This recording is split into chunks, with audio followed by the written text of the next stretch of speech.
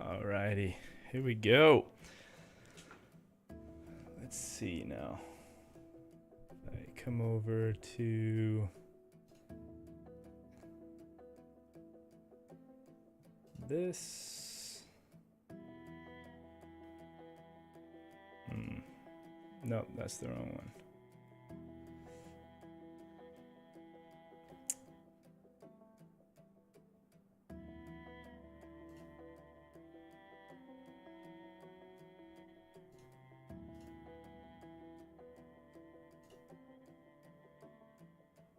I don't know why Streamlabs makes that so difficult.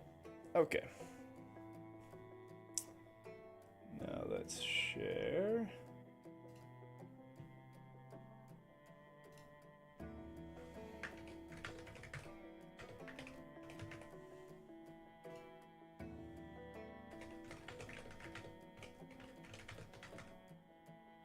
What's up, everybody? Sorry, I'm currently sending out the message to the Discord right now.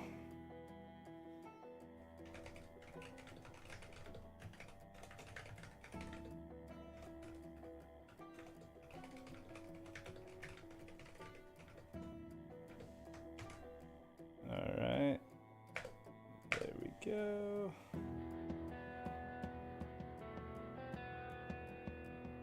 And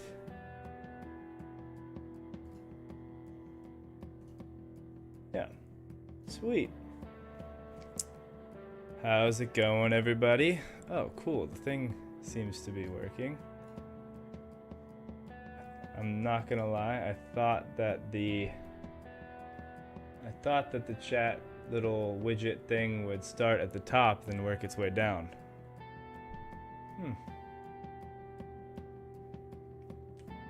Weird. Alright, well, we added a chat widget thing, which is pretty cool. Trying to get a little bit better every time. How's the volume for everybody? Is it working?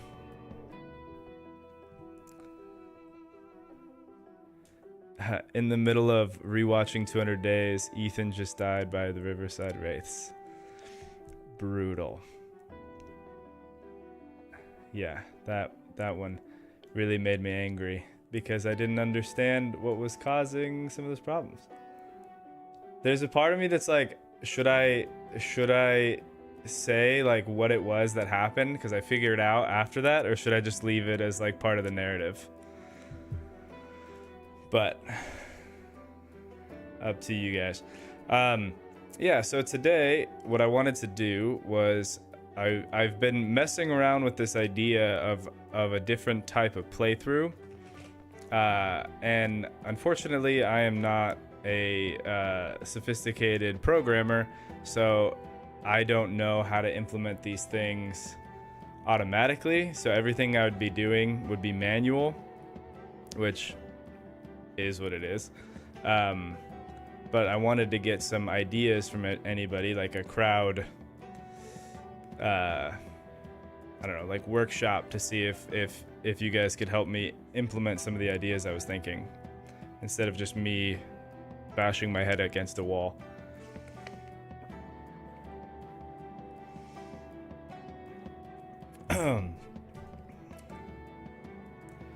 Fred Lee says it's good for me. Glad to hear it. Okay. I'm not gonna lie, the Zomboid music's a little loud for me, but there we go. Turn it down a little bit. There is quite a delay between some of this stuff.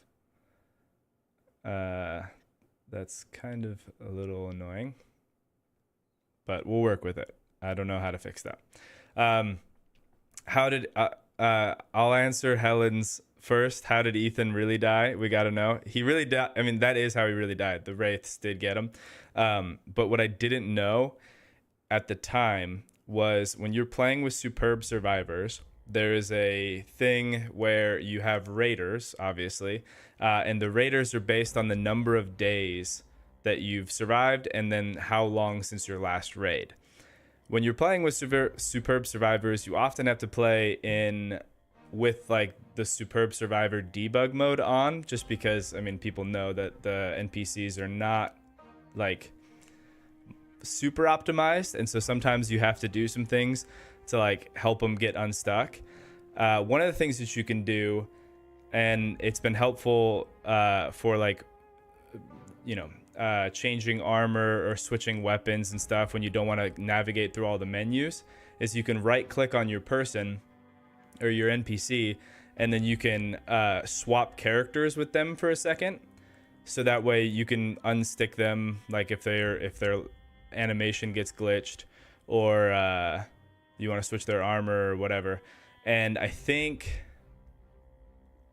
I don't remember exactly, but I think it was, didn't Liz die and then Ethan died? Because I think what happened was is Liz died, and then I switched to Ethan and to take Liz's armor and just put it on really fast.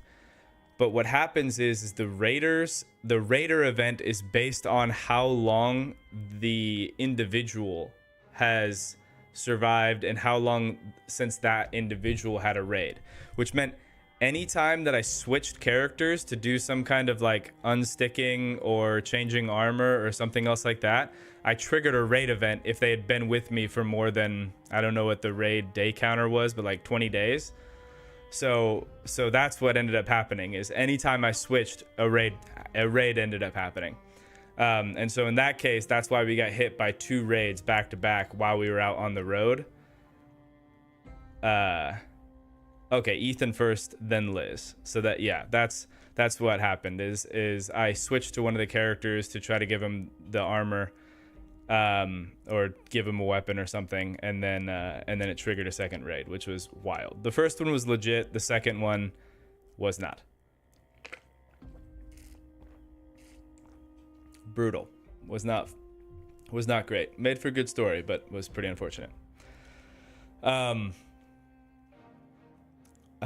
good to know. Yeah, definitely keep that in mind. The Raiders for Superb Survivors, the functionality that they serve is pretty cool, but they come with a lot of downsides, and so you kind of have to, that's one of the things that I'm trying to address in this playthrough. Actually, a lot of the stuff I want to address in this is like, how do I make the NPCs not as awful? They're not awful. Someone worked really hard on that mod, and the fact that it exists is pretty cool. But it has some downsides. So here's the general idea. Where do I even start? Maybe this is how I start. Let me grab my notes. And if I go like this.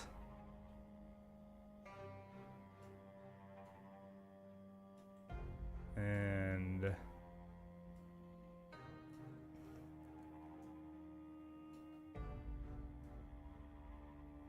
go like that, and then book right now for trying to figure this stuff out. So my thought is that I want to add in Horde Night. You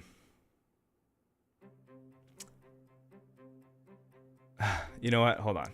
I feel like I jumped into the deep end too fast. Okay. So here's my thought. I want to accomplish 2 main things with this playthrough. I want to incentivize exploration, and I want to incentivize base building. And typically those 2 things do not coexist naturally. And so I've been thinking about ways to do that, and to make the game just a little bit different than the ways that we've done it in the past. And the 2 major ways I've thought to accomplish this with new gameplay is objective-based trait gaining, and then having some kind of like some kind of purpose in your base building. And by that I mean, like, one idea that I was tossing around was, in order for you to level up in a certain skill, you had to build a workshop or wood shop, for example, for carpentry, or you have to build a kitchen for cooking. And that's how you level up. And by leveling up those buildings, that's how you level up your skills in those things. So that was one idea that I was tossing around. Another idea was, and these don't have to be exclusive, another idea was that there's some kind of passive generation of resources. So if we set the resource to be really, really low on the world gen, and then have it so you have certain items that can be generated by your base at these different like tier levels. So one example was for the garage. I had the idea that like a level 1 garage could get you scrap metal, a level 2 garage could get you a metal pipe, and it generates every so many hours, maybe like 24 or 48 hours. Garage tier 3 would get you small metal sheets, garage tier 4 would get you metal sheets, and garage tier 5 would get you engine parts. That was just kind of a rough idea.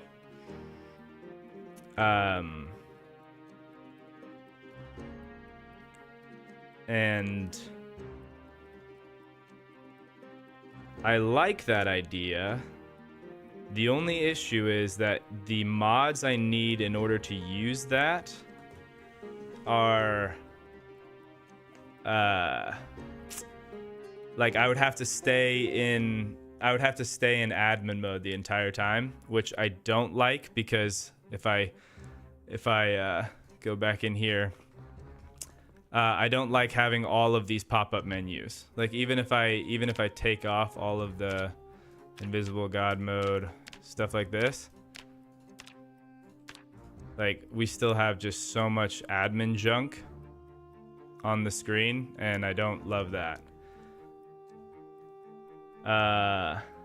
So let's see what people have to say. Mr. Cat, hello. Well, hello. Will you be focusing on one main base or more like Fallout 4 settlements? So I think that it would probably be one main base, like generally speaking, because you're leveling up these buildings. That's my thought right now, but there also could be arguments for, instead of leveling up a building, you just have a building in each one of the cities, and that's kind of how you level up. So that could be an option. I have thought about the idea of doing outposts, and there is a mod called Gloomy Places that actually lets you set up essentially fast travel points, where kind of like the basements mod, you go down into like a sewer, and then, or however you want to build it out, and then you can come out the other side with a ladder, and then it shortens the distance between two places to however long you want it to be. So I thought it would be cool, like in addition to gaining traits through going and like capturing these places, like you have outposts that you build, and they can shorten the distance between two locations as well. Yes, Mavin is life. Hey, thank you. Welcome. I like that idea. Just sounds are to get into working order. I like that idea. Just sounds are to get into working order. Sounds like a lot to get into working order. Sorry for the mistype. No worries. Hello, all of you beautiful people from all over the world. Yes, indeed. Hello to everyone. Yeah, it would be. That's the thing, is like it's kind of.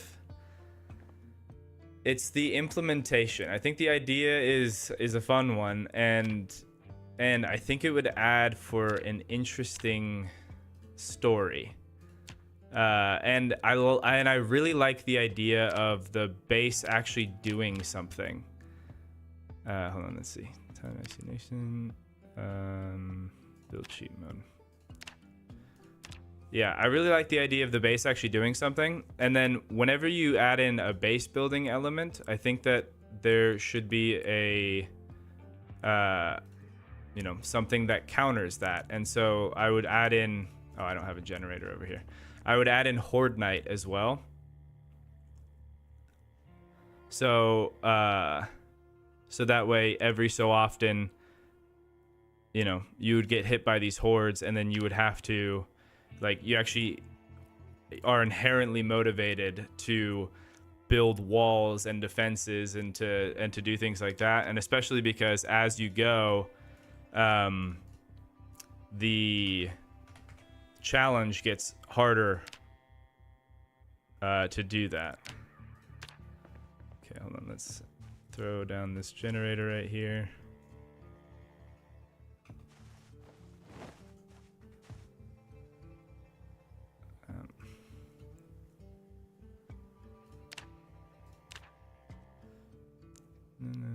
No recipes.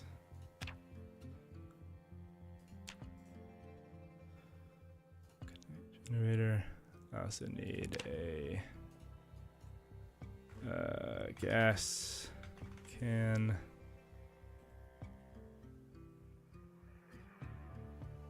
I guess we'll do that.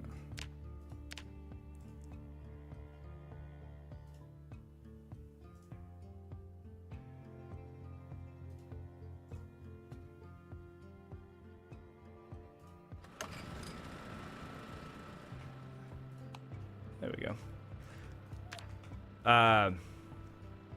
Okay, let's read some of these. These ideas sound awesome so far. I like the idea of you having an actual living world. I say living loosely considering all the zombies and whatnot. Yeah, absolutely. Are you going to create a road outpost like gas stations? I think I feel like that could be really cool. If I was to try to make a working gas station, that would be something you would have to do. I mean, honestly, I don't even know if I've never tried to do that. But I imagine if you threw down the tiles in admin mode for the, like the gas pump, that it would work. Which could be cool. I had never thought about that. You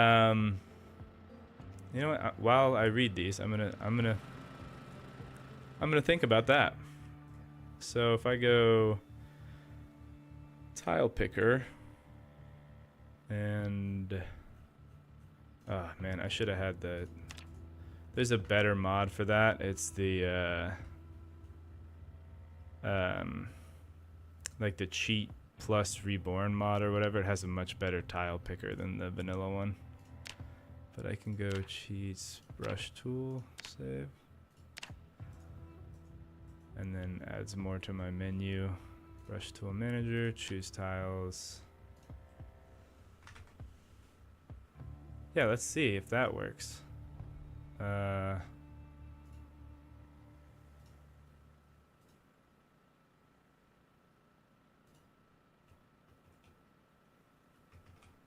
right.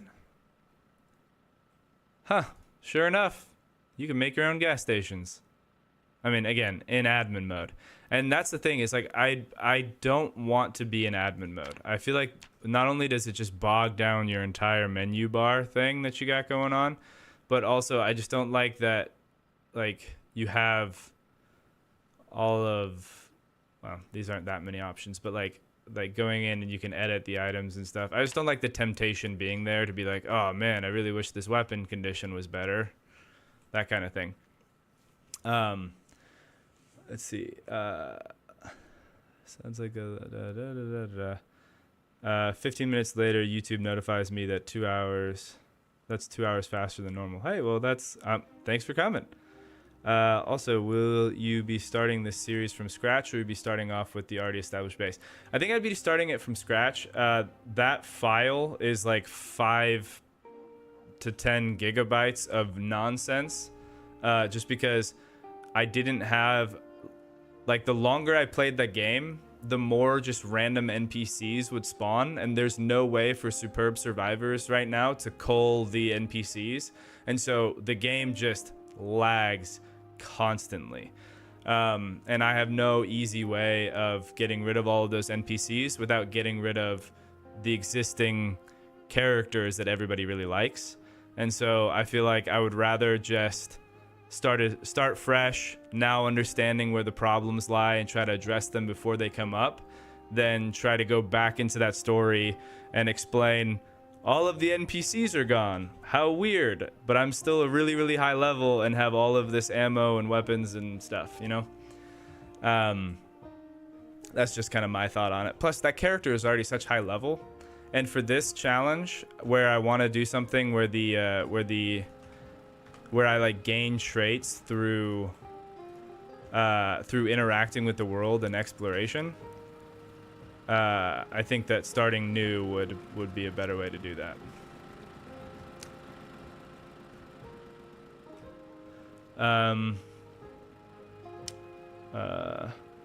This is a 100-day idea. It is. Potentially multiple. I'm cool if the project takes a long time. Like I actually like the idea of having longevity in a playthrough. The issue that I ran into with the last one is that when I first set out in the first 100 days to create that base in the middle of nowhere and like build all the buildings on their own, like I accomplished that goal in the first 100 days. And then after that, all of the challenges and everything else like that, like I think it was fun and we accomplished some good stuff, but it wasn't the game implementing challenge on me as much anymore. It was like I had to come up with a scenario in which to put myself in danger and then had to then solve the problem. And so it wasn't like, oh, the game is motivating me to behave a certain way. It was like I had to kind of like, all right, what do I do to make this like story progress? And I would rather the game do that and present me with problems that I have to overcome rather than me try to manufacture the problem in the moment, if that makes sense. Regarding your loot generation concept, what about using NPCs that level that would gather your resources? Perhaps a level 1 NPC comes with equivalent level 1 base. I don't know how I could get the NPCs to the NPCs can, well, theoretically they can loot resources if you take them with you on a run. I did learn through the process of the last game that I did that what is it, it's one of the organization mods where it like retags everything. It's like better, more organized, or better organization. That actually screws up Superb Survivors because it changes the tags, and so Superb Survivors can no longer identify things because the tags are different. So another lesson learned: you got to take off that tag changer and just let it be its vanilla normal stuff if you want them to be able to loot, and if you want them to be able to sort stuff into your base. So they can theoretically loot, but they can't generate loot on their own, with the exception of water bottles and I guess ammo, because you can just toggle on and off unlimited ammo for them, which is usually the case because otherwise it would be a nightmare to deal with them. And then also they can just like make seeds out of nothing and farm for you. And I think that one is a little broken, but there's also not really a way around it. Like there is no toggleable option to turn off their automatic farming. You can make it so no one is assigned to farm, or no one like there isn't a farming area in your base, which is fine. But you can't toggle it like the NPCs needs to have seeds in their inventory in order for this to happen. They just manufacture the seeds and the water bottles, and then they will run your farm. That was long-winded. But the idea of having NPCs as part of the buildings, that is one of the ideas that I had. So my thought process to mitigate the super bloating of the game files with all of these just random survivors was there's a mod that is what's it called? It's like I think it's like shortwave radio survivors or something. Here, let me look it up.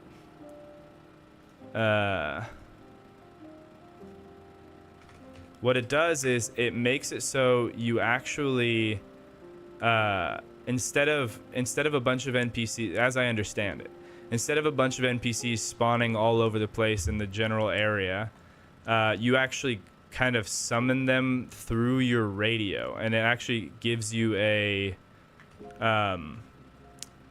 like you have dialogue with them,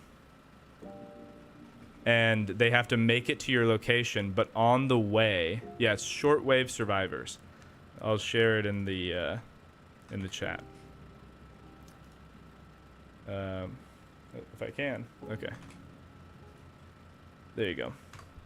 So, so if you summon them, they will then the raiders will also know where you're at, and so then the raiders come out. And so I think that's a lot better way to deal with the raider events instead of having them happen every like 20 days or whatever else like that. Like you're kind of planning on that happening when you try to recruit a survivor. And my thought is that you have to have a radio tower building in order to recruit survivors. You have to have a bed for each survivor that you recruit, and then you have to, in order to like build the garage or build like one of these skill buildings, you have to have an NPC assigned to the building to like work it. So that's kind of the idea with these buildings as well, incorporating the NPCs. I also thought about making it so if you have like going back to the idea of leveling up your buildings, like your headquarters where you have the rooms and the beds for each of the NPCs, it's like the worker NPCs, the ones that are non-combatants, they can have shared rooms, so you can have 2 beds per one, and there's like a tile requirement. Turning this into a real-time strategy. Yeah, I'm doing a lot of nonsense, but I think it will be cool, and it would be awesome if somebody like had programming experiences, like, oh yeah, I could do that, but I might just have to do it manually at first, and then through trial and error we can make something happen in the future. But then so you have the double rooms for workers, and then if you want to have a soldier like Cobra who comes out and fights with you, they have to have their single room, and they can't be assigned to buildings. And so it makes you kind of use NPCs as resources as well. Additionally, something that I learned in at the end of the 300 days playthrough was that you can actually go in and change the stats and the traits of NPCs to make them a lot more effective. Like, honestly, you can make them too effective in fights if you change their stats, because I think all of the NPCs start out I don't know what they don't level up or anything else like that, but they start out pretty bad with their firearm skill. If you bump that up to like 6, 7, 8, they are doing pretty solid work. I remember everyone hated Cash because he ran all the time, but what they didn't know when I was playing with him is Cash had this I think he had a light machine gun, and I was like, oh man, Cash is the best. But I just realized that he just went through hundreds of rounds of ammunition, and that's why it felt like he was doing well, because he would take out more zombies on a run than a lot of other people. And then I equated that later to like, oh yeah, everyone's skill level is really, really low.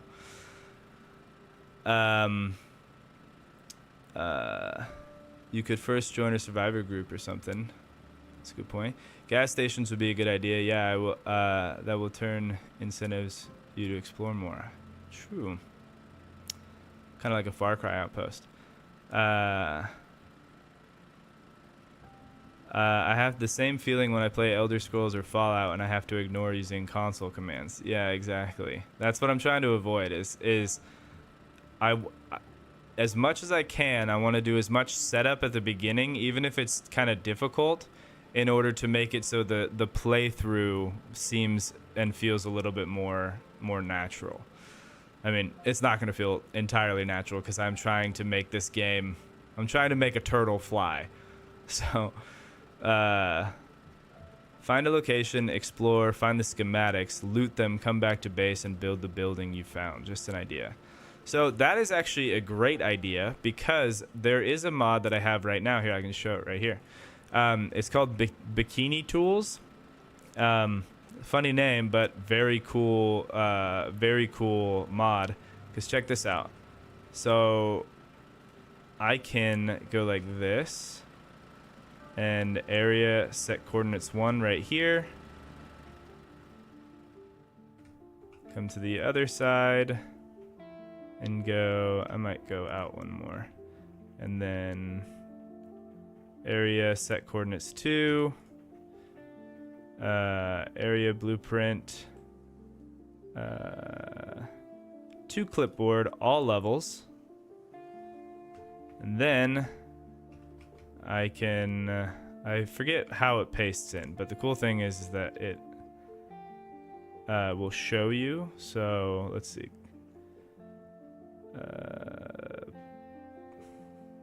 Clipboard. Set and show area for paste action.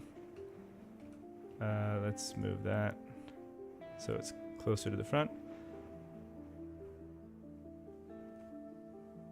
Oh dang, it's raining pretty hard outside. Okay. Set and show area for paste location. That's close enough. And then paste that target location. So now the building that we just had with all the stuff that was in it, we have a second one. So we could theoretically do that where I could start the map by having these builds, or we could use existing PZ buildings. Go out, like the objective is to take it, and then we can get that copy, bring it back to our central location, and that's how we put it in. It's possible.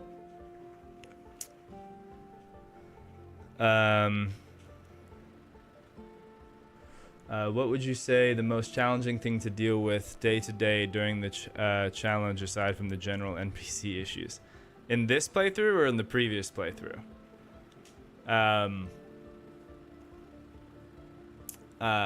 In this playthrough, I think so. I said this earlier to incentivize exploration.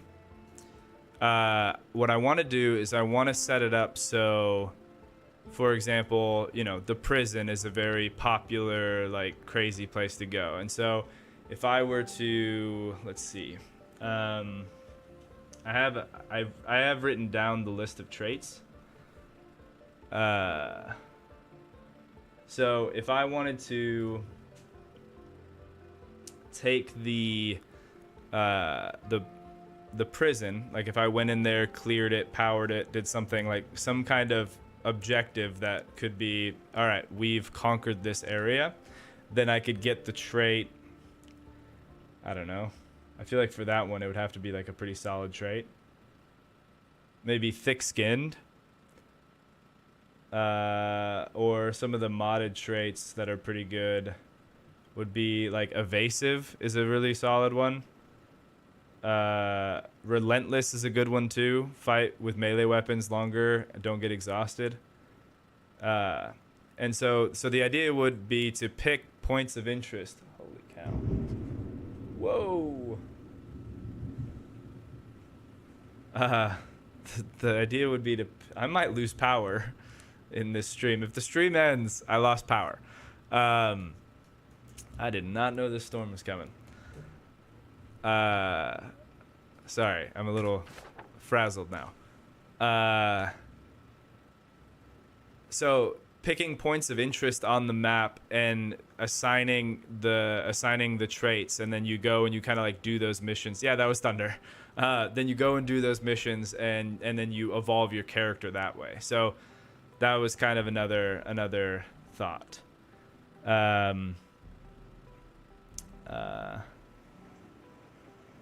So much great, superb survivors tips here. It's hard to find a definitive guide online on all the pitfalls and quick fixes for common problems. Yeah, I feel like maybe that would be a good video. It probably won't like algorithmically do well, but it might be helpful because there are a lot of like little things that I find out. Like I'm like, why isn't this like on the GitHub or on the wiki or on the anything? That these are some of the problems known with these guys. Yeah, it's pretty wild. So maybe that might be a nice thing to just do. All right, I think I'm gonna go. All right, see you, Fredly. All right, I should probably catch up on these. Oh wow, that's awesome. And then you build your community and it builds resources. Yeah, that's the idea. Build your community and builds resources is a great idea. Over the course of this was answering that previous question. Over the course of the 300 days, what was the most frustrating thing to deal with day to day apart from NPC issues? For the 300 days, the most frustrating, I mean, inventory management was always a little bit of like come on. But I think that's just like the name of the game. And also, I feel like that's just more of a me thing. And then I think it was the fact that it got really repetitive. I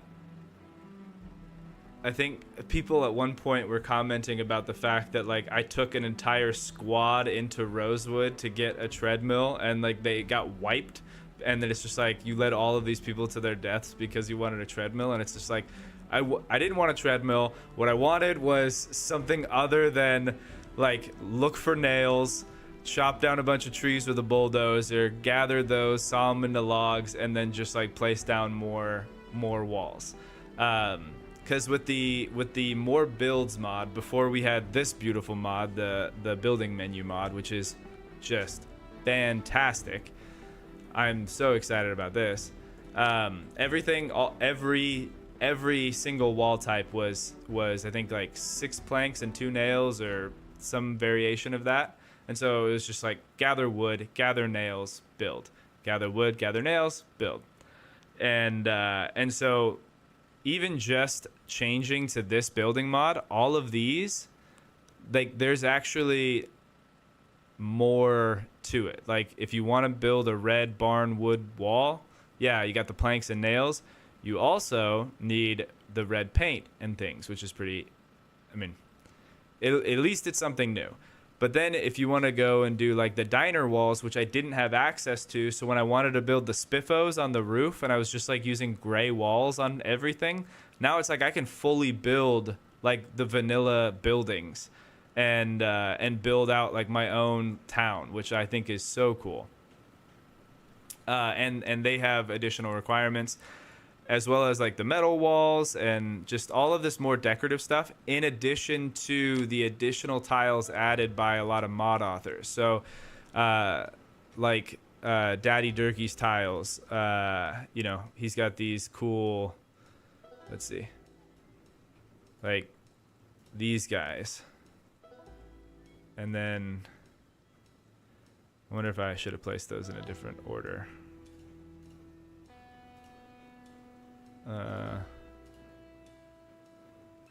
Yeah, seems like I should have done it like this. Place this down and then delete this and then place that down, and then, or maybe that just the corners are supposed to be that way. Anyway, more furniture sets, more countertops. I'm more interested in the stuff like these guys. Like the Barricade Z mod didn't work for a while, but now with the build menu, we have access to all of this stuff, you know? So you can really go for that post-apocalyptic, just whatever we got to put it against the zombies, you know? And so I'm super excited about that. And the person who made this mod made it so those tiles, like the recipes for those tiles, also kind of make sense. Well, these ones are planks, but I was looking at some of the other ones where it's like, you know, for metal stuff, you actually need metal things, and you need the paint for it, and you need the I don't know, other stuff, not just planks and nails. That was a really long-winded answer, but that is the answer. And so that's one of the things that I want to address in this playthrough is let's switch up the gameplay. I get to go on missions to get traits. I get to explore to find paint and do these other things. And then also, if I build a base that passively generates stuff, it's going to passively generate freaking planks and nails. And then that way I get to play a game that isn't just how many nails can you find today. Yeah. Made via programming code. Are DayZ mods made via programming code? I would assume so. Yeah, I heard that thunder. Yeah. I'm an atmospherics major. Where do you live? I'm probably not gonna say where I live on the internet, but somewhere where it rains and the thunder's real loud. This game's ambience is really realistic. Stream ended. Quality. I love tour videos. Can I add you on Steam? My username is Fluffy Tiger Claw. I don't know what you mean by like base tour videos. I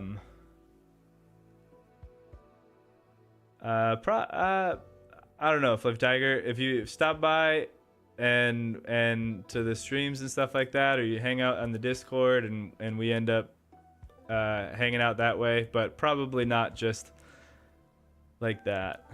Okay. I like that. It makes you collect more materials you would normally gloss over. Have you figured out how to do solar panels so the generators don't set the whole base on fire again? Still not over that. Yeah, me neither. No, I haven't figured out how to do the solar panels yet. That is definitely something I could look into. I will say one of the functional, I think it's functional appliances, adds in a mod, I think. Here, you know what? I think rather than trying to build one, I'll just go to it. Let me make sure I'm in invisible mode.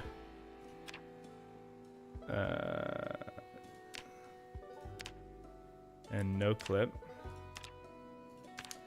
All right. If I come over here, they have one here.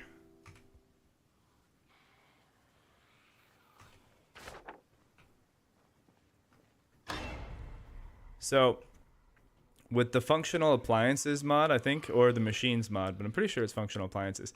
These guys are actually functional generators.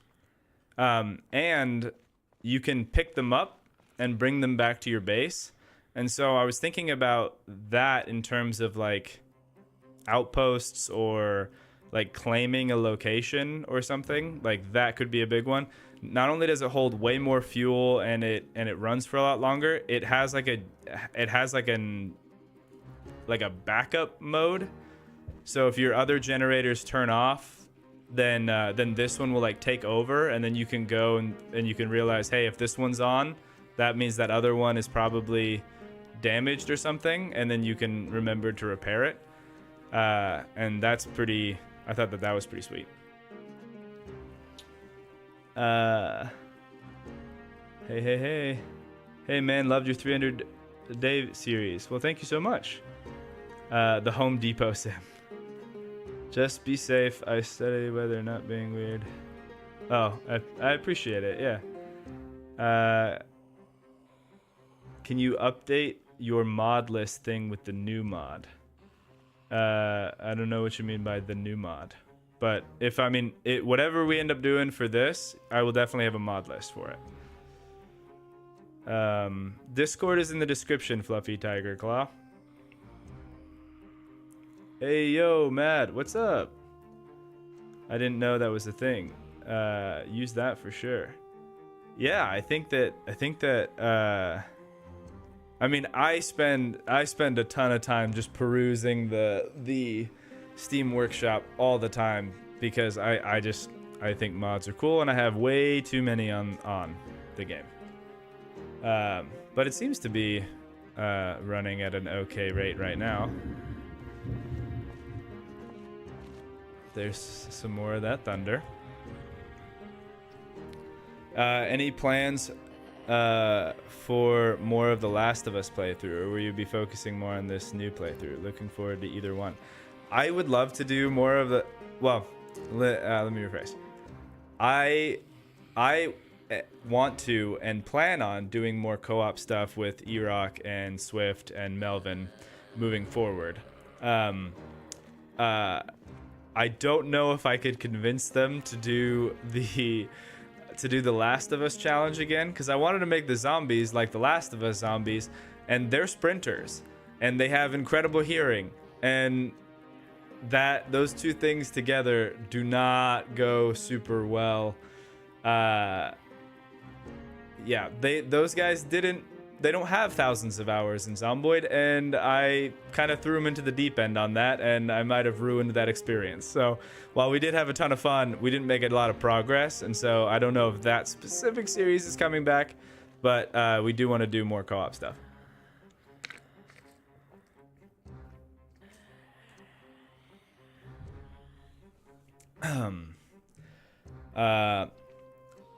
I think could be a high-level part of the 100 days. Yeah. Did you figure out why some of your NPC characters suddenly go missing? Yes, actually, somebody in the comments let me know what happened, which is why we didn't have that happen in the 300 days. If your game crashes, which with Superb Survivors, it will, especially because by the end of the 100 days video, and halfway through it, like, I had so many survivors that were just doing nothing at the base. If you crash and your game corrupts and it makes an alternate save, loading into the alternative save, it still has all the files and stuff in there, but because the name of the save file is different, it doesn't know, like, the save file name is actually what the NPCs are attached to. So if you change the name, NPCs are gone. And so fortunately, if you later on, like, it's not like my game stopped crashing, but once I found that out, you can change the name back to the original file instead of, like, backup file. I think it puts in parentheses when it makes that additional save. It will have your NPCs back where they're supposed to be and stuff like that. But I didn't learn that until, like, way later. But that also goes to show that, like, those files are still, like, the first survivors are still in that one save file, which is why it's like several gigs of stuff. Like, they're not ever coming back in whatever, but they're still just bogging down the loading time to get in and out of that game and for anything to happen.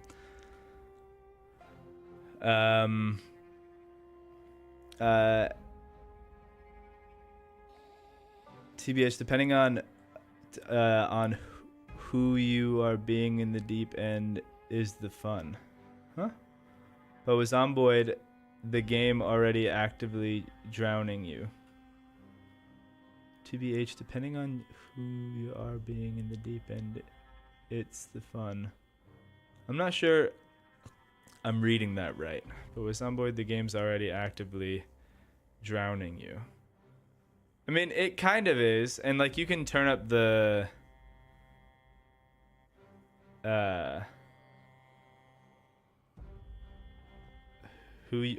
depending on who you are, being thrown into the deep end is the fun. But with Zomboid, the game is already actively drowning you. Okay, I think that was in response to the Last of Us series. Yeah, I think that they weren't quite. I mean, I honestly wasn't quite ready for the sprinters there either. I was better at being quiet, I think, which is why I think I had a better survivability. But yeah, like when they just rush you from all the different buildings and stuff. And we were also in Raven Creek, so we were in a high population city anyway. Like that challenge might have been more doable if we started in Riverside, but I was like, what if we go to the equivalent of Louisville in the 10 years later, so we don't know where they are? And we gave them incredible hearing and sprinting. Yeah, it wasn't the best. Maybe a cool idea would be to have some of your friends join as a survivor you find and stick around for a couple days, and they move on or whatever reason, so that way you can get some co-op in. I was actually thinking, I like that idea. I don't know if I would want to do that for this playthrough. I'm definitely down to do a this like kind of tandem where I could have like a server that's running this, where you have different factions that have these different bases. I think that would be really cool. I want to do the solo play with the NPCs because I want to do the base building with like the bedrooms, and then like I have a thing where it's like every three beds you have to have a bathroom, and I just like the idea of kind of putting constraints on your build so that way it actually builds out into a community, like factoring in some stuff. Basically, I want to play RimWorld and Zomboid. But I think doing it on a server would be cool too. And actually, to that point, I know that most people are probably more fans of the Zomboid series than the Space Engineer series.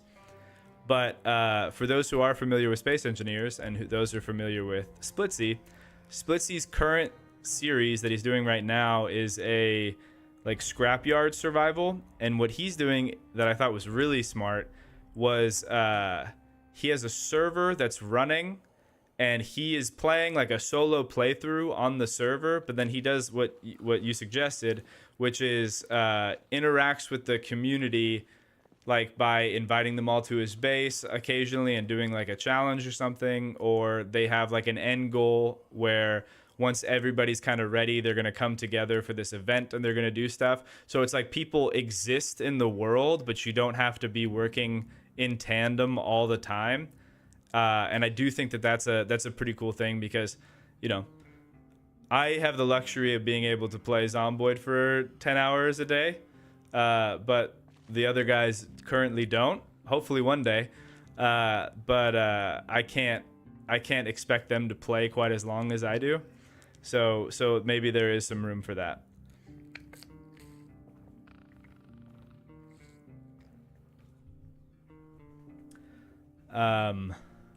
I like that idea. Yeah. Dude, I can't wait for Build 42 to come out. Yeah, me neither. Me neither. I do think it's going to wreck a ton of mods. I mean, I think every mod will essentially be obsolete because of it. But that's okay. For the most part. I think that there are some mods I would be pretty bummed if they don't entirely work. Like Common Sense. Braven Common Sense. That one. I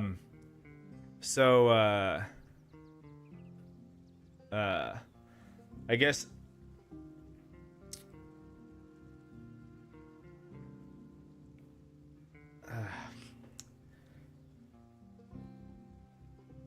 So I'm going back and forth about ways in which to implement the base design thing.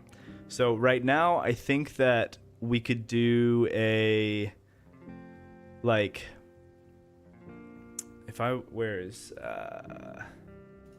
let's see. Go to the Zomboid map browser. Application thing.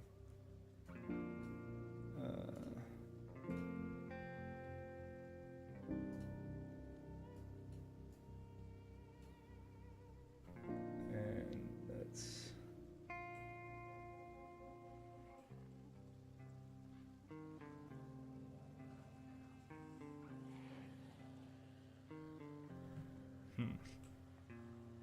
Where is this? Okay.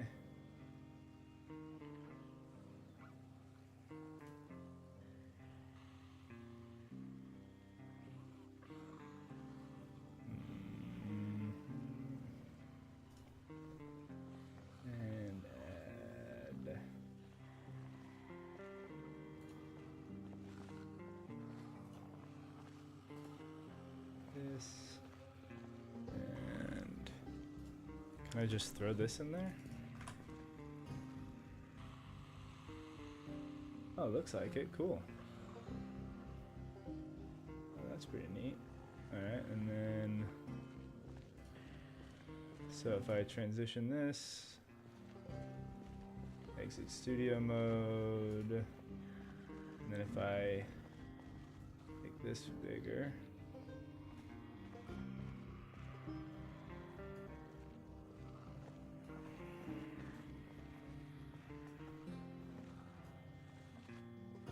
It's pretty nifty. Okay, so let's take this, and if I were to, oh, is it not scrolling in?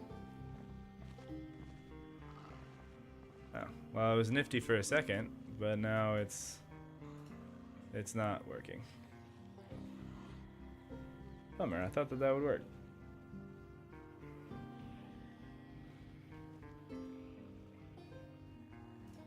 Whatever. Let's just delete it. Here, you know what? Rather than pulling up the Zomboid map, I will have it over here, and I'll just teleport to places that I'm thinking about, and then we can discuss when I'm over there. Okay, so let's, because I really like building cars and souping them up with the armor and stuff like that. Actually, the first place I want to go is over here. Let's teleport anyway. So my thought process behind like leveling up your bases. So it's like, in order to qualify as being the room type, like garage, my thought is like you would have to have a certain number of things that you find in these places. So at metalworking level 2, I believe, press this. Why do we have intense music playing? Excuse me. At metalworking level 2, decorations? Yeah. I get access to the car lift pillar and the other pieces. And so for like a garage level 1 idea, I could have one car lift, and I would have to build that one because you can't actually lift these up. One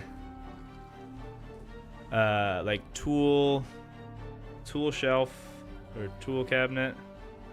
Goodness, can we change this music? It's stressing me out.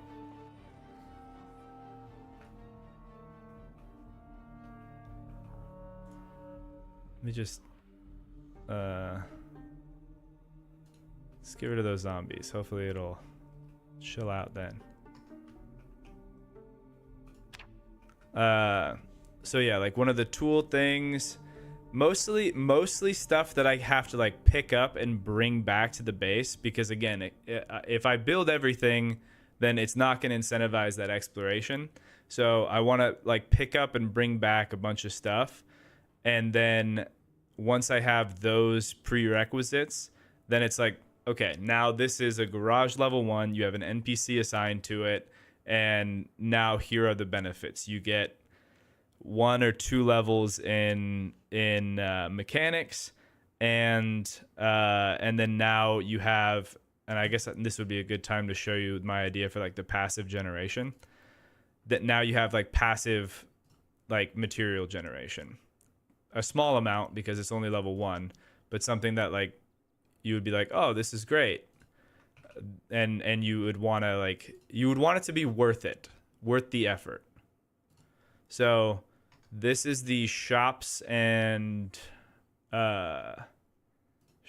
traders mod, I think is what it's called. I'll link this in the chat as well.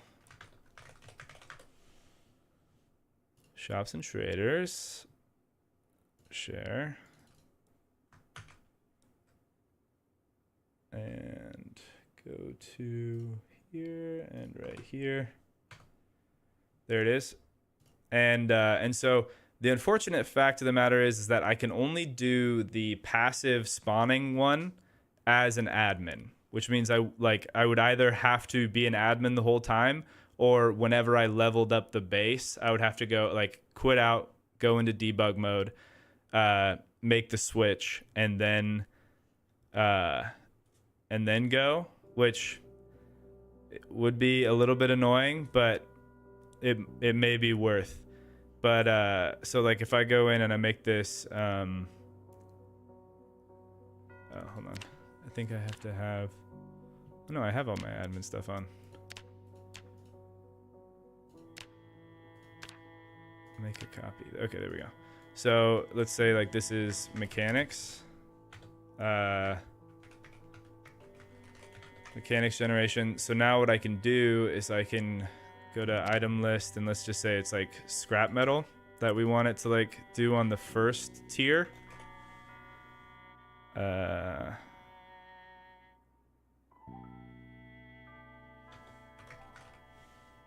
Scrap metal.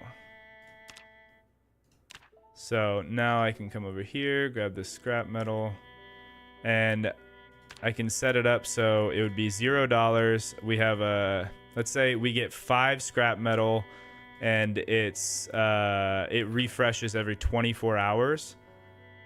And always show, press. So now if I were to leave admin mode, or leave manage store, now what happens is every 24 hours in game, I can come over here and I can just grab this 5 scrap metal, trade. Now I have it in my inventory, and that's how I could do the passive generation of that.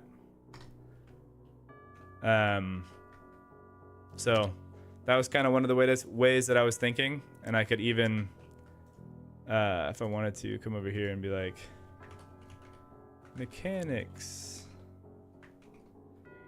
shop, and then, you know, have that fun thing. I should probably have read more of the chat. Has anyone made a mod to do procedural mapping? I think that's what that is saying. No, but I have looked into it and I've thought about it a lot, and I think it's possible. I just do not have the expertise to be able to execute on it. There is a whole like mapping community, and the way that they do it is they like go into different like basically paint softwares, whether it's Photoshop or MS Paint, and they have these colors associated with tiles and roads and things like that. And so if you just had your, like, you could have like an AI do like a just the mapping of those colors and set that whole thing up, then it's like, okay, this is a school zone, spawn the school building. These are the roads, like do all that, and it just imports right into the Tile Z editor or whatever, and then you can fine tune it from there. I think that is totally possible. I just don't know how to implement it myself.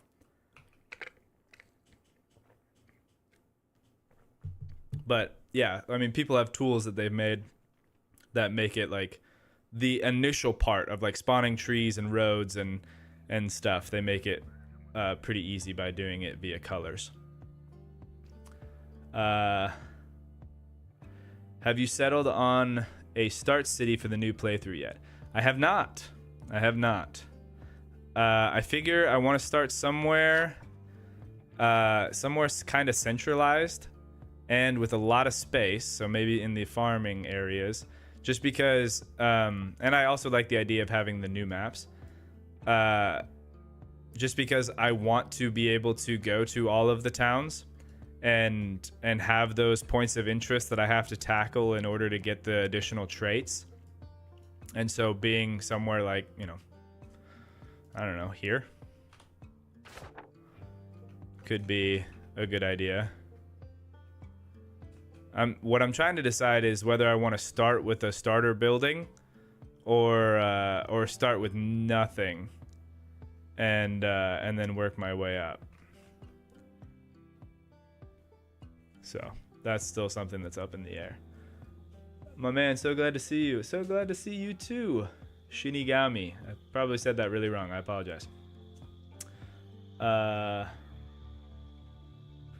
big ups, everyone, because would help with the base generation in the new Moldra police station and school design. It would be the best base spot in build 42. Being able to roll a toolbox like that around would make sense. Like you have to push or pull it, and it's harder if it's full of tools. Yeah. Drop the 100 Days series with build 42 because you'll have all new features with it, including animals and stuff. True that. Then overlay a heat map for zombies. True. Also the survivors mod was fun with all the characters.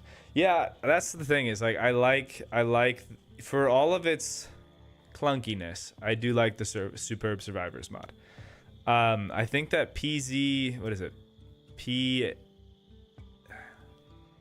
PNPC, something like that. They're making like there's a group of people that are making a new framework for NPCs, but it doesn't quite. It has a lot more stability, but not the same functionalities that that Superb Survivors does yet. I would need to make trees growing houses might seem like a good idea. Generally, the more remote, the safer from Zeds, but the longer travel. Yeah, that's the thing. Is like I mean, you do, but you don't. Like, I want to be safe when I'm playing, but I also don't want to take away the challenge, and so maybe the middle of nowhere isn't the best idea. I mean, I do have Horde Night on, so zombies will just spawn around wherever I am, but those events are going to happen more frequently and have more zombies in them as the game goes on, but even then, yeah, maybe not. So I think that concept, I think, lends itself again to the idea of doing those outposts with the gloomy, what's it called? Gloomy places where they have like the fast travel points. And then I could start in a bigger, more populated area.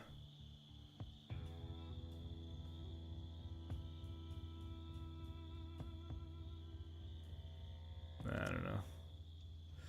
I don't know about where to spawn for it, but the thing is like we just need a ton of room to be able to build. So it's like, where do we accomplish that? Huh. Well, that seems like a big spot.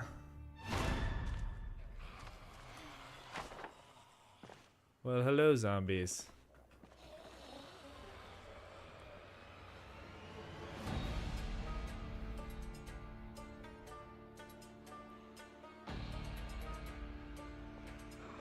That doesn't seem really like a starting location. Seems more like a ending location, but definitely has a lot of room.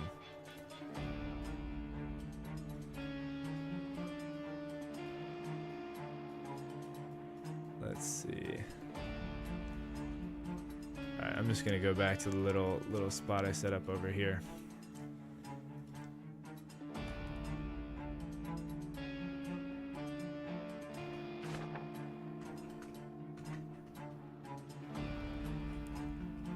So,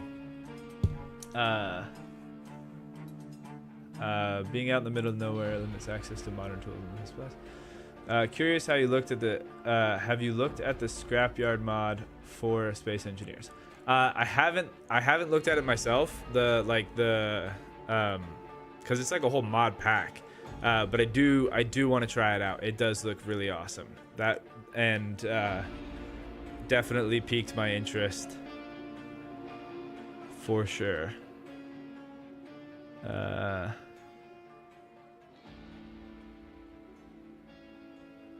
Speaking of solo and co-ops, my gears are grinding that an idiot. Don't have the AI bots on in the co-op game.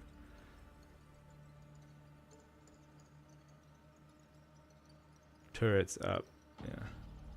You should add a cinematic start to the 100 days video where you explain your character's backstory. Actually, speaking of that, I don't know if anyone's watched. Actually, I'm gonna link this too. If you haven't already, you should watch Harvest Z's 100 days like civilization one. It is absolutely bomb.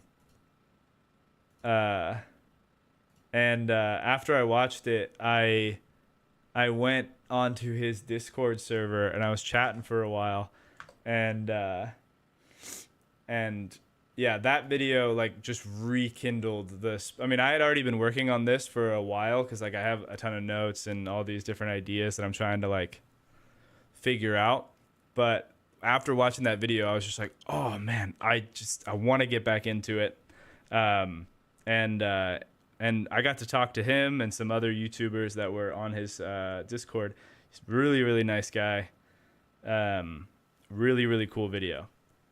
But the reason that your comment reminded me of that is because in that video, there is he didn't do it himself. He gave me the name of the guy who did it for him, but he actually has like Blender animated clips of Project Zomboid like scenes that are really, really cool. And so I would love to do something like that. I don't know how feasible it is, but that would be pretty cool. That is one regret that I have about the previous series as well, is that I didn't know what it was going to turn into. And so I just named my character first name Mad, last name Mavin. And so this protagonist, like I didn't want to reference my protagonist as just Mad. And so I feel like for this next one, I'll give him an actual name. It'll probably be something dumb like Grim Rix or something, to allude to Walking Dead. But yeah, that would be fun. Just call him Eminem. Good point. That's everything. That's a lot of zombies. Was a lot of zombies. You can say you were mugged by raiders or something. Yeah.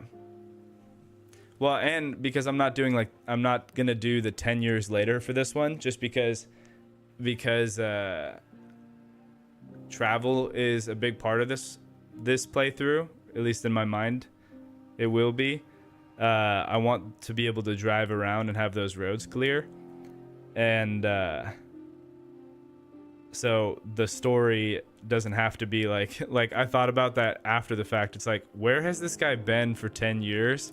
Why did he just wake up in his underwear? No memory of what was going on in this house. So, who knows? Maybe that's what happened. He just got mugged and had amnesia. Okay, I got really sidetracked. Kind of reminds me of the plot of Pacific Drive. I haven't played that one. Wait, is that that's a game, right? Or is that a movie?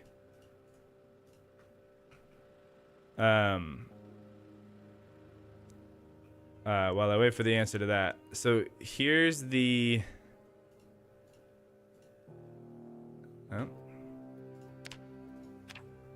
here's the idea for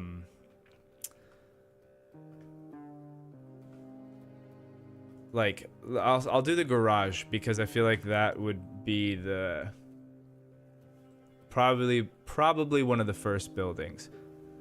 Actually, no. I want to do what I'm calling like the HQ, because I have a rule idea in place already for it. and I want to see like how feasible it is.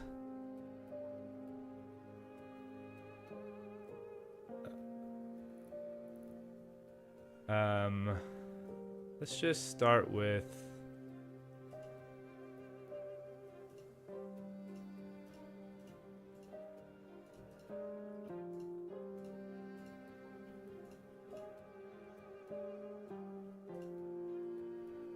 let's just do some gray brick. Okay, so if I was to start with a building, it was kind of the idea was kind of this, but like if I was inside of a different place, it's like, all right, let's do a 5x5 like starter location.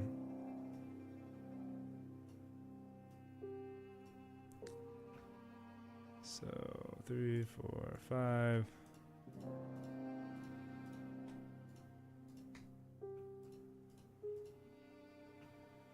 Also, just this is just neither here nor there, but so another mod that I definitely recommend to people. I don't know how long ago it came out, but it's a very small mod that solves a very big problem for any of the base builders out there. It's called just build roof.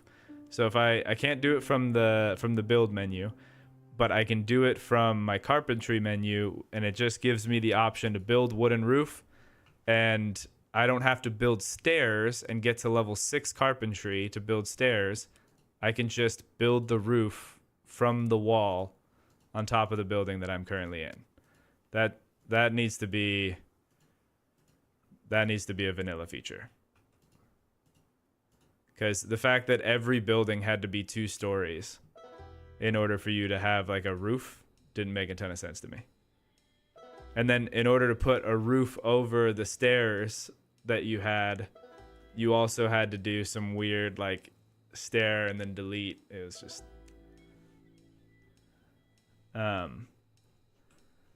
okay, so now let's go to floors, and I'm just gonna make this first one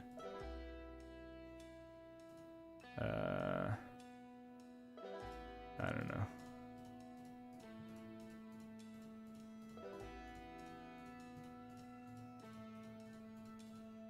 It's like a little strobe thing going on. Okay, and then I also love that now with this mod you can put a light switch in your room and you can have this effect. That was something also missing from being able to build your own base. So if I had like a starter room like this, and I don't know, we'd probably have like some cabinets or whatever else.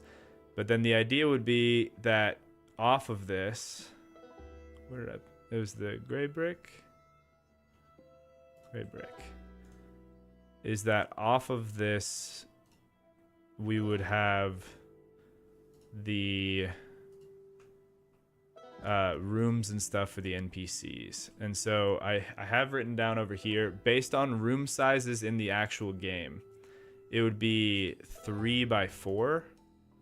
So I'll just make this like hallway.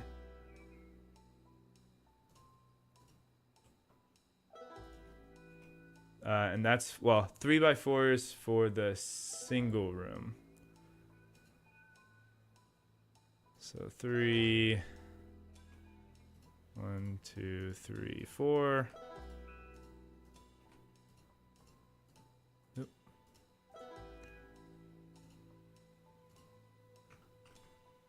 And then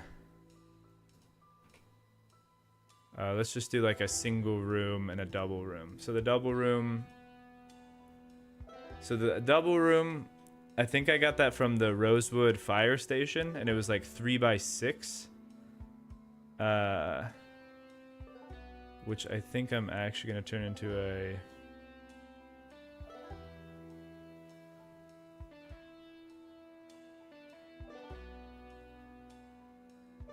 No, I'll do a 3x6. That's fine. So 3 by... So that's 4, 5, 6. So then this would be let's just do these simple beds.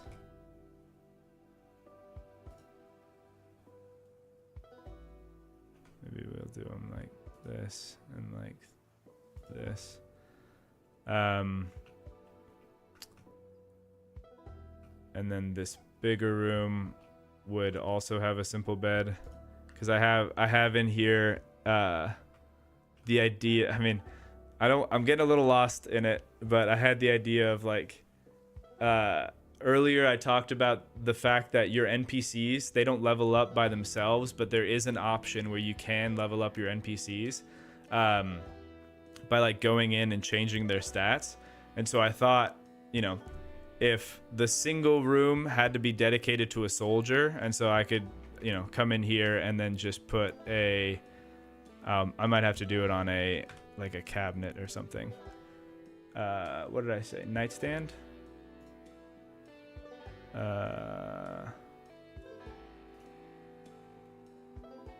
Yeah, so let's put that there. So like if I came in here and I was like, all right, this room is dedicated to reload Liz, right? So now, so like this is a soldier, and so I can actually take this person out on runs with me. Then this would be dedicated to the people that I assign to like the mechanics or the warehouse or to the carpentry stuff. That like essentially the story idea would be that these are the people that are generating, like they're going out or they're selling stuff, so that way they can bring in the passive loot. That's what they're gonna be doing. But then I had the idea of having like a big room, like a suite that has its own bathroom and like desk and chair and wardrobe and stuff. So these are like the, you know, the lieutenants and stuff. And if you build the suite and you assign a person to that, they get 75% of the PC, the player character's combat XP. So whatever my like aiming stat is at, or whatever my melee stats are at, the NPCs, I will level them up to 75% of what I'm rocking. And then if one of those NPCs that's assigned to those suite dies, I can't replace them in that private suite for 7. No, I think I said 5. 5, 7. The time is. It's just like there is a consequence. You can't just immediately replace them and move somebody up. There needs to be consequences that are lasting, where it's like, like beyond just this NPC was being dumb and I can replace them by just going and getting a new one. Now there is in-world consequences, and so like if we lose somebody that has that increased experience right before we have a raid event and zombies just start showing up at our door, that'll be a huge loss. And I thought that would be pretty cool.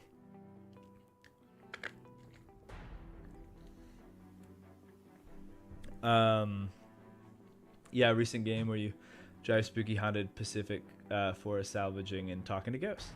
With Zomboid, I some reason survive better as a Walter White, a joke character by the way, than I do any other PC, like stupid long times. It's pretty good. Could an intro be something along the lines of Mad Max trailer with dwindling supplies, wrecks his car, kills his mechanic, and now either has to survive as a settler or rebuild his car? Could be cool. I feel like that's just in the description, that's a lot of scenes that need to take place in order for that to happen. But that would be pretty sweet.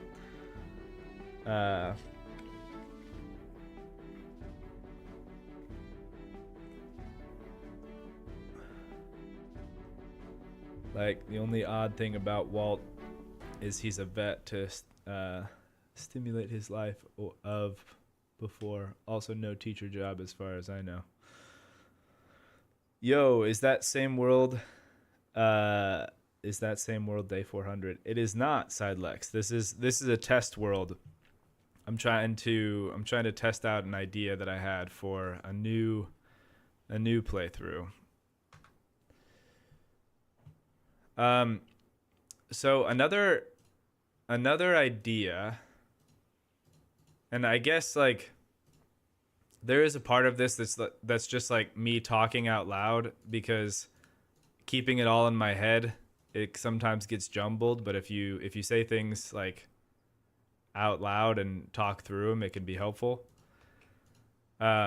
So there's a part of this that is like I want to build stuff. Well, I mean, yeah, I want to build the base. But the thing I'm not entirely decided on yet is the placing down of structures sufficient enough, or do I actually need to place down all the walls and like build them using these material components, right? Because there is a part of me that likes that idea, because that does lend itself to the narrative and to the gameplay of needing to go out and explore, because you need to find the door hinges and the doorknobs and the glass panes and all of that. But there is another part of me that's thinking like, well, if with the bikini tools, kind of like what we just did over here, and I can do it again, I can already have pre-built the level 1, 2, 3, 4, and 5 of the garage or of the whatever workshop, and then I can just come in here and clipboard, show paste selection. Let's back up one. Clipboard.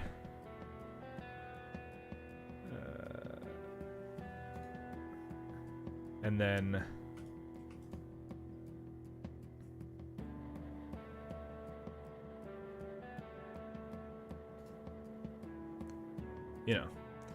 do that, and then we have it. And so I don't quite know how I feel about that part yet. Any thoughts from the crew out there?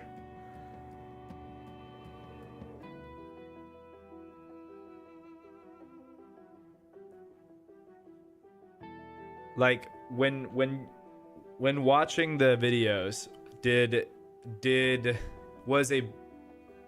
was it enjoyable to see like the time lapse building of the base, where I'm like placing down every one of the where I'm placing down every one of the walls and the floors and everything? Or was it just cooler to see like, this is the beginning, this is the end?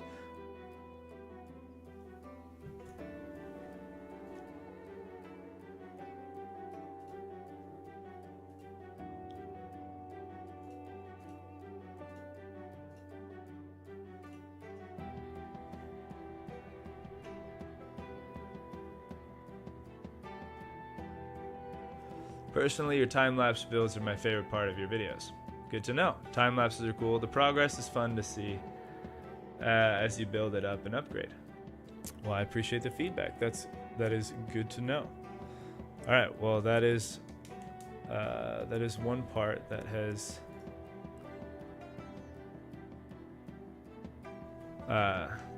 seemingly solved. So I will write that down. That time-lapse builds are dope.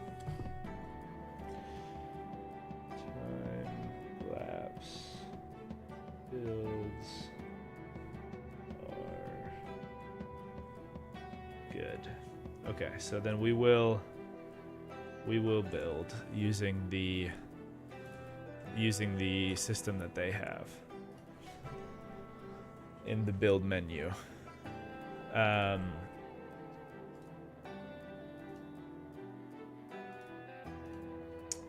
my question here is like things like this: metal bar, threads, needles. See, it's like this kind of stuff. It's if you want to embellish and make your place look a little bit cooler. It's tailoring level 5 to make these long curtains, which makes sense, but also this is where you run into the thing where it's like when building the rule sets for whatever scenario or game that you're trying to play, right? There is no functional reason for me to put curtains on a window. Unless I make a rule that says one of the things in order to upgrade the base is that on top of, having a bed and a nightstand and a whatever, you also need to have curtains. And in that case, it's built into, okay, now we need to look for that. Because if it's not explicitly said, then it's like there's no, I mean, not zero, because having things look nice is good. But if we're trying to build this post-apocalyptic city and we're getting raided by zombies and we're getting hit by raiders with everybody that we recruit, it's like some things are not going to end up being on the forefront.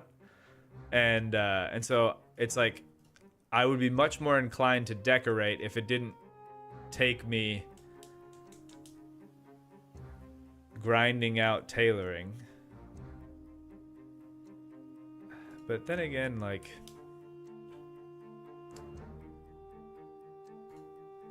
the whole, I'm just kind of thinking while I place down this graffiti. I don't know. I mean, one of the ideas that we had, or that I had, was to have it be, it's weird.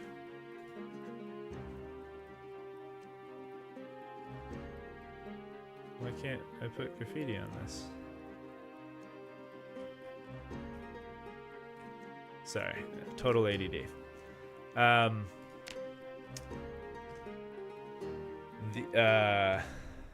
Because one of the ideas was to have XP be related to the buildings and not to your just grinding away at ripping sheets or threads or sewing patches. Like if I build a tailor or like a clothing shop or whatever, then that is how I would get that extra XP. Oh man, I think this could be really cool. It's just there's a whole web of, I mean, essentially what we're talking about is making like a tech tree, right? You're making a tech tree, and it's like, okay, that means that if we like made the curtains necessary to level up a building, that means that you would need to get to, if every building had 5 tiers, that means each building level would get you 2 levels. And so you would need to be at tier 3 on your tailoring workspace in order to get that thing, in order to unlock the ability to make the curtains. Oh, you know what? That being said, though, this might not have to be as difficult because... Let me go to sandbox options. Build menu recipes. I think I can actually change the recipe skills. Woodworking level for big objects. Woodworking level for small objects. So it doesn't do it for... It doesn't do it for metalworking, and it doesn't do it for tailoring.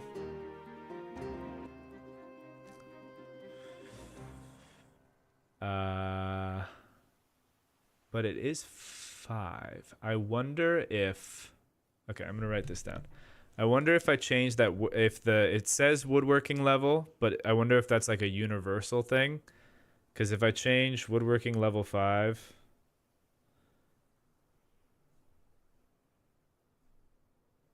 to like woodworking level 3. I wonder if that would also change the tailoring level needed. Who knows?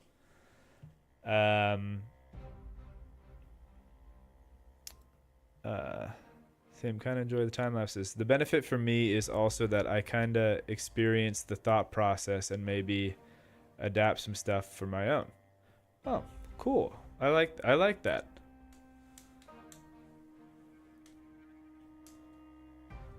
I like that a lot. Okay, well then yeah, I think we'll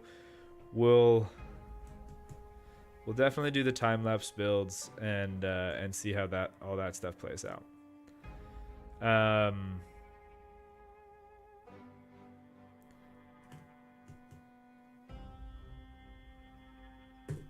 Okay. I wish there was a way. Oh, you know what? Maybe there is.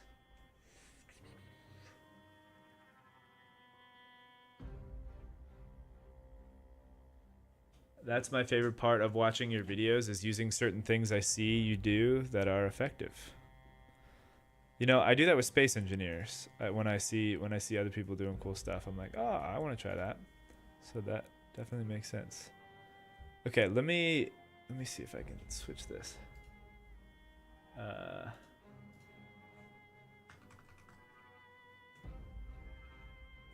can I?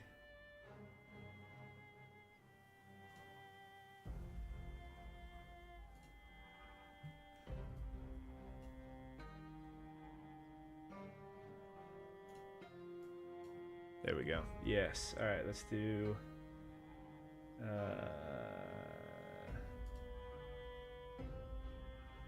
that.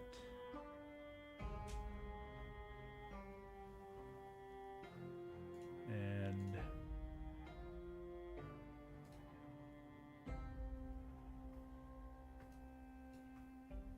oh, no, come on. Oh, that's why.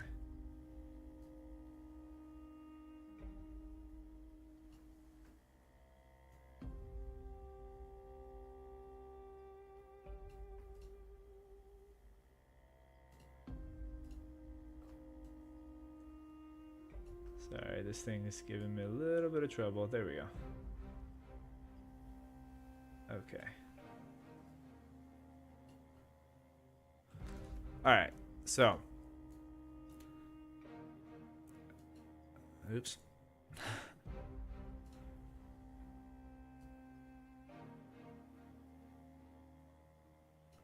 So the idea is we have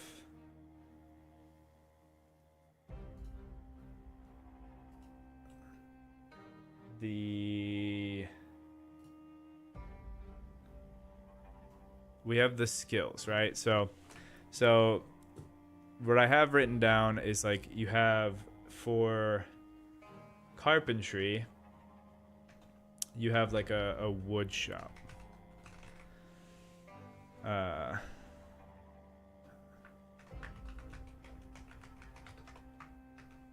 then let's make that a little bit smaller.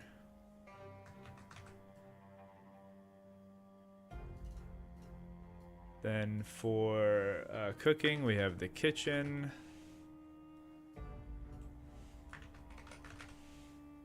And then I have, and these are all subject to change, obviously, but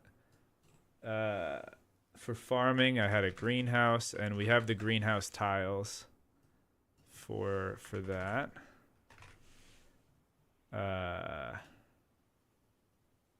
And then it's just like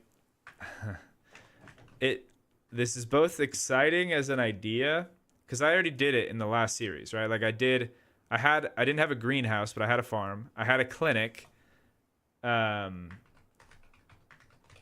I had a kitchen. It wasn't great, but I did have one. I mean, technically I had two, because I had the one that was on top of the roof, and I had the one that I actually used frequently in Fort Matthew. I didn't have one in Fort Bear. And then for electrical, I said like power station, but there's a mod it's called like, I don't remember what it's called, but basically you put multiple generators next to each other and they expand the radius that they can do, which means that you can just build like a power station. And so that's what I had it called, like a power station or like a transformer, or maybe transformer isn't the right word. For electrical,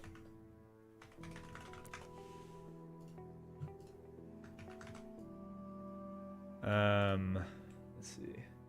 For metalworking, the thought is just to have like a big old warehouse.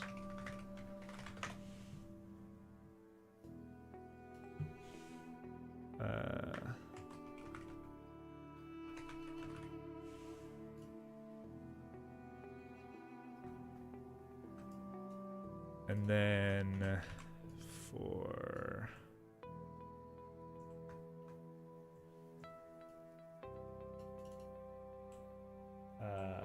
obviously the garage for mechanics. But the thing is like I could also combine the warehouse and the garage because metalworking and mechanics goes pretty hand in hand. And so this was just kind of me throwing everything at the wall, and I think I'm probably gonna have to trim it down. Tailor for tailoring. Don't know what that building is gonna look like at all. The only thing that comes to mind is like just like a clothing store. And then so then we get to the well, then armory. And for reloading.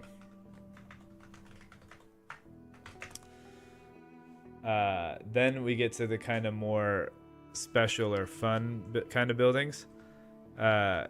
Because I didn't want to make a different building for this is based on the idea that each one of the buildings gives you levels in that skill, right? So the actual like skills that are what are they under? Like what's the classification? Crafting skills. So the actual crafting skills should all have kind of like their own unique thing. Maybe metalworking and mechanics are combined into one, but it just feels weird that like if we have 5 tiers of buildings, then both of these are just going up by 2 every time, and that might feel a little overpowered. But then again, like, I mean, how could I possibly balance this without trying it? So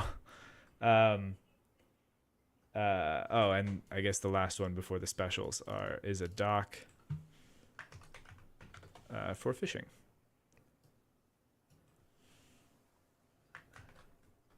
And I lied. That wasn't the last one. I forgot that there was also the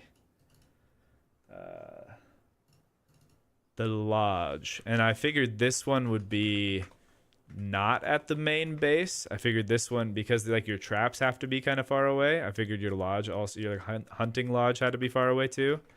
And this would be for trapping and foraging. Because those are kind of, those skills aren't really utilized quite a bit. And then the special ones would be for melee combat. I would have an arena. Can I change the color of this? Yeah, let's change it to orange. And the idea would be like, for the arena, you set up the main space, and then as you go, if you want to add to it, there is like it would be all of the stuff that's under like your melee combat. And so the only one I have written down as like an example of one of the add-ons would be like a repair station.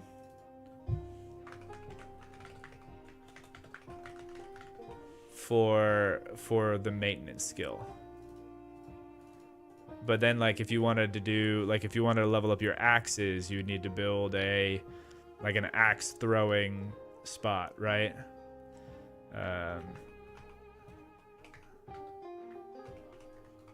And then if you wanted to level up your practice dummies and just different things like that. But that way it's not, you're not building one building and leveling up every single melee skill that you have.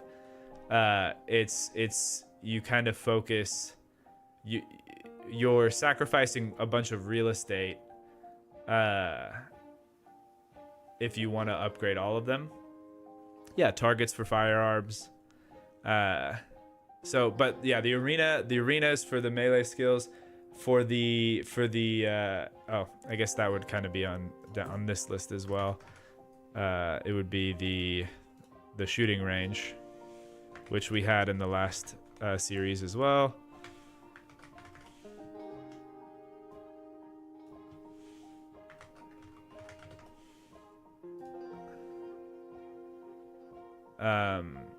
And so then we would also have like I don't know what the other one would be, but something like, let's just say throwing axes. And so you would have to like find something in world and bring it back. Like in addition to the dummies and the targets and whatever, it's like for you to get the axe skill, there's like, I don't know, like if there's a specific axe or if it's just like a certain number of axes that you've gathered or something, but there is another factor into being able to use the arena to level up that specific melee skill. And another one that acts this way would be the gym.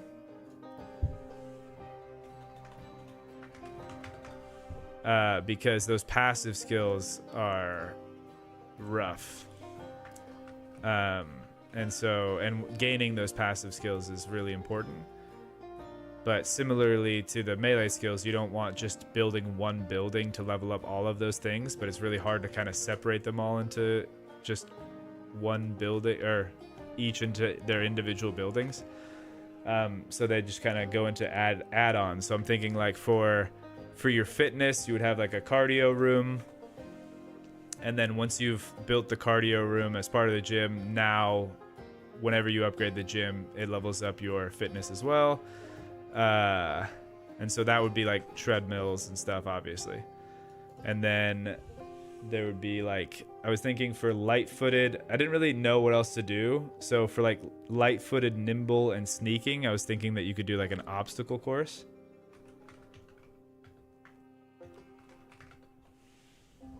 Who knows what that would look like. And then for strength, you would obviously have like a weight room. And so you would need the benches and the dumbbells and other things like that. So I don't know what the gym looks like without those three things.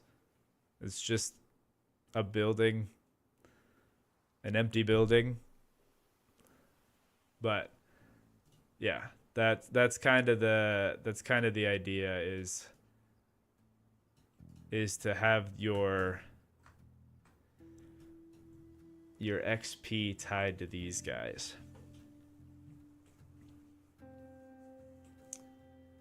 which seems cool in theory, and I like the idea because we did. Let me highlight the ones that I actually did in the previous. We did the clinic. We did the kitchen. Did the garage. We didn't do a tailor. We did do an armory. I don't remember. Did I do a dock?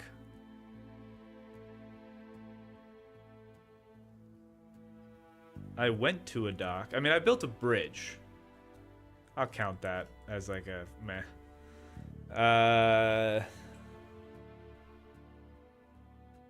Yeah. Yeah, I built the bridge, and before the bridge was complete, I did use it a lot for fishing. So there's that. And then I didn't do a lodge, which is fine. I did do a shooting range. So it's like I did a lot of this stuff already without there actually being any functional purpose behind it.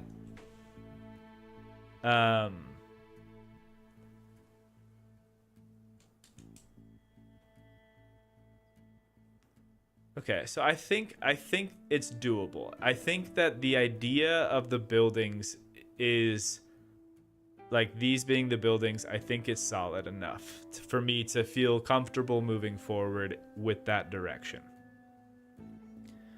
And I think that having well, I guess the next question then is the next two questions really is let's do this in a little blue.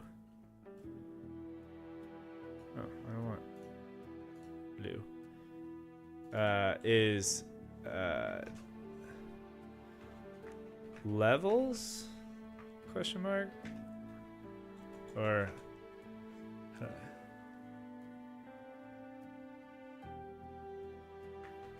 yeah, like, do buildings give levels?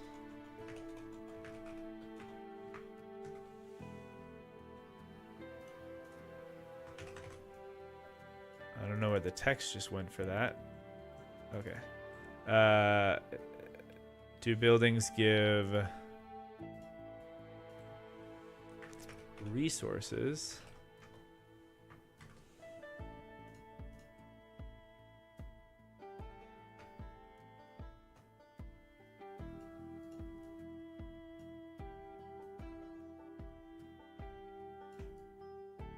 It is going to bug me a little bit that I didn't make those the same. And then I guess the alternative would be to this one is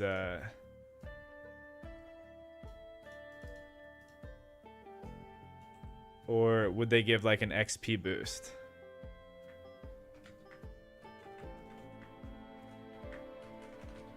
Because one of the other thoughts that I had was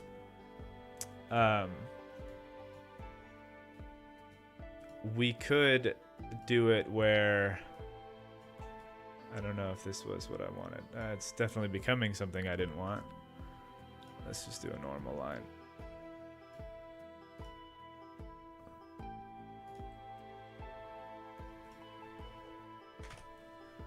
Or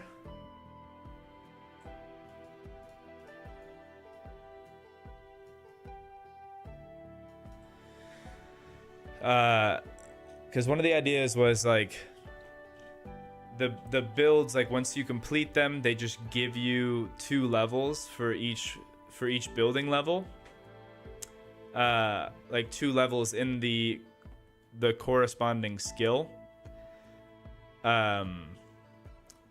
But you could also do it where like you take out the skill books, or maybe you leave in the skill books, you just make it so the modifier on XP is just like you have it.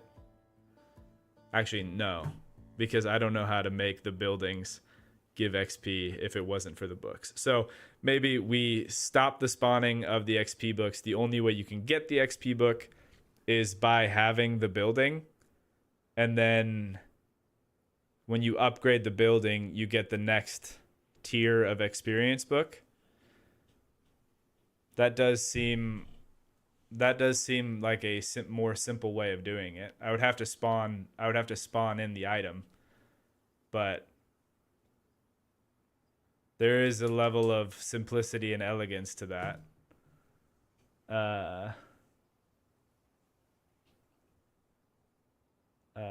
Roach bait. I picked up the stout trait pretty fast, just hauling zombies off the road. A little bit, a few things, not too much. I do like the way you have to find books that take longer to read at higher levels of the skill. You can you can read about. Setting a time it takes. That's probably a good idea. There you go. Upgrade the building to read on how to use it better. Yeah, because I mean, especially like later game, if you don't have the multiplier from those books, like it can be a grind. I mean, here's the thing though, even with those experience books, like for mechanics and metalworking and reloading and aiming and stuff, like that all makes sense to me, having the building spawn you in the experience books.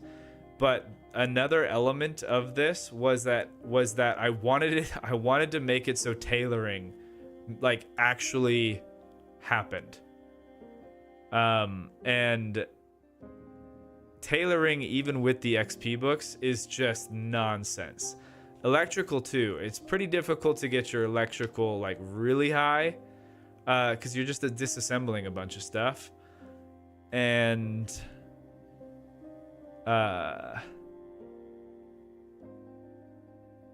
so I don't know what level of electrical you need to be. I did add some mods that like actually utilize electrical a little bit more later on. Like you have to be a certain level of electrical to actually add the these lights, electrical 4. But in addition, there are let's see. If I go eats, no all recipes. All right, I already have it. So if I go to open up the build menu,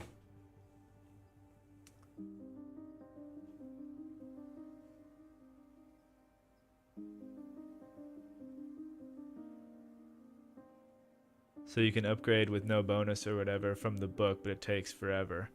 Yeah, that is kind of the thing. Life is actually like that. If you don't know, you don't know. True. It could be where you have to read a book and watch a video. Okay.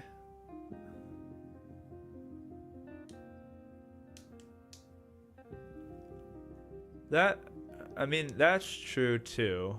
I feel like that isn't really like a hard fast thing where it's like, oh, let me put this book away for a second until I have the mechanics level 3 or whatever to do it. I feel like if the book spawning is on and you find it and you're just like you're trapped in a library or something and you're just like, oh yeah, let me read these. So if we go that the buildings give you an XP modifier rather than just static level upgrades, I think I would just do it that the books are turned off spawning in the world, and the only way you get the book is by making the building. But let me go to find the things that use electrical. So one of the mods, I mean, there are just so many mods. I have a lot of mods. I will put the mod list when I actually decide what the finalized mod list is. But one of them is the machines mod, which is it's cool. Like the bench saw, I feel like is not really that much better than the just like garden saw. It's just used to saw logs into planks. But I like the idea of the concrete mixer, where you can make bags of concrete and what was the other? And plaster. And there is, oh, I guess these don't have level requirements for, I thought they had level requirements for crafting, but they actually don't. They're also not automated either. Like that was the part that I thought when I got that mod, that's what I thought it did, is I thought like the sawmill, I could just put logs into the inventory of the sawmill, and I could come back and they would be turned into planks. That was kind of one of the actually early ideas for this, but then I found out, sadly, that that's not how that works, and so then I had to like look into the shops and traders mod to do the passive generation thing, which I think it's a cool idea. I don't like that I have to be in admin mode to work it, but I think that I like the idea of the passive generation because I like that it gives you an incentive to build the base, right? Like if I cannot find nails or something and I need to repair my wall, right?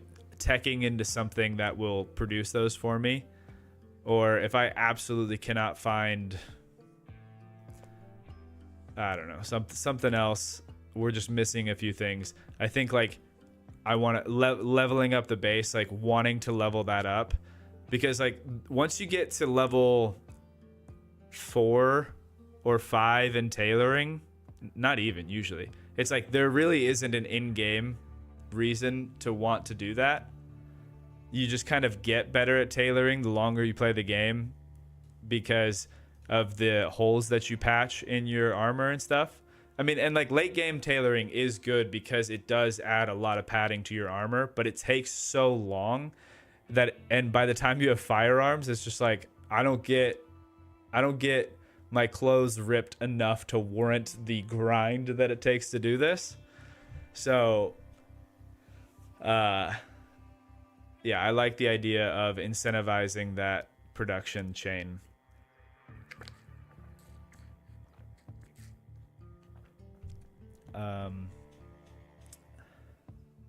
Like a Burger King training class. If you read up on how to make a Whopper, then watch an instructional video, you could have it where you need the book first, like in the Basements mod. Oh, building.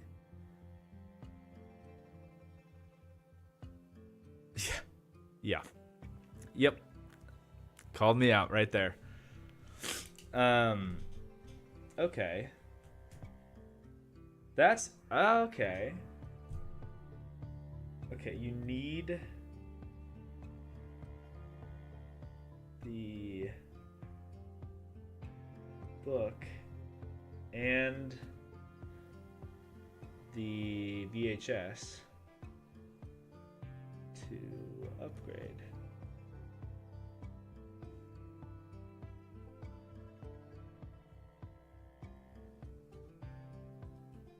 I really like that idea because then it goes back into that first kind of pillar of the style of play I want to do, which is like exploration plus the base build. So that means that you have to go out, you have to find it, get yourself, and it puts a time restraint on it. You have to actually get yourself to the level that you can read the book and watch the VHS in order to get to the next tier of building. That is interesting. Okay. So then in that case, the buildings themselves actually don't have much to do with your XP, but if they are acting as like passive generating like machines, that then like it doesn't have to, because the motivation is to get the passive generation. I think that is a solid idea. RDJ, what's up? Hey Mavin, good to see you live again. I've been binging your old streams in the absence of you. Hope you're doing good. I am doing good. Thanks so much for stopping by. A table needs at least 3 legs. Yes. Okay, so you need the book and the VHS to upgrade to the next tier of building. Okay. And then the buildings generate loot for you. Okay.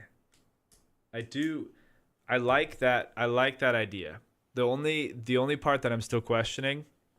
Also, thank you, Roachbait. That's very helpful.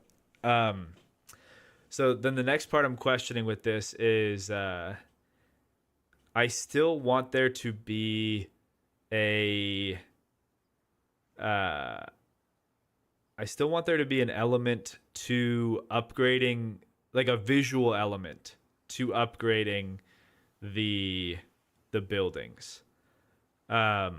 Originally I was thinking size, but that could get a little well, I mean, I don't know. Like for the garage, because this, like, when I was putting all this together, that's the one I thought of first. For the garage, I was looking at like this guy, for example. This is your level 1 garage. Or even smaller than this, really. I was thinking like you have the one actual garage door and then the one car lift and then some of this stuff. And then the thought is that like the tier 2, just for obvious easy tracking, would be like 2 car lifts and 2 garage doors. 3 would be 3, and then 4 and 5, I don't think you would have 4 or 5 car lifts and garage doors. That seems like pretty extensive. But maybe changing from these are 3 wide, and you could change to instead be 4 tile wide doors, and so then you're getting like, you know, bigger, heavier duty vehicles in there. I still think that there should be like some kind of like visual element, both a building requirement, because you can't just take garage doors off and transplant them onto new stuff. So like building elements, and then so building elements, size, and like relevant decorations, I guess.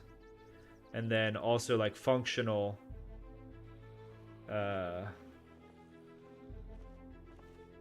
functional finds, I guess I'll call them.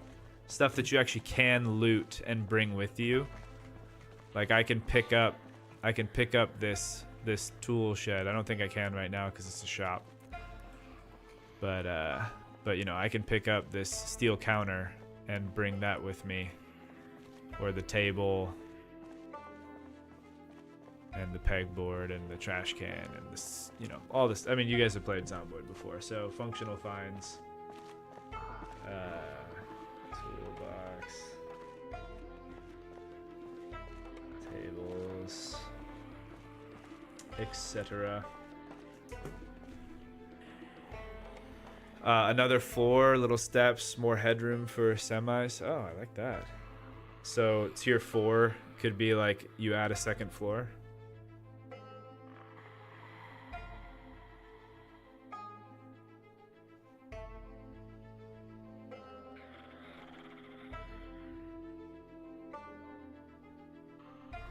Ooh, we could also. Oh yeah, that's maybe add a full bath. That's what I was about to say. I was thinking, you know what else you could do is you could actually like make little instead of it being single room, now all of a sudden you have to make like the office section and then the bathroom section, and then so maybe office and bathroom is tier 4, and then adding the second story and like maybe there's like a just for the garage there's like a glass overlook or something where the like the waiting room office is upstairs, looks down on this. It doesn't have to be like that specific. So tier 5 is the second story, tier 4 is the adjacent rooms.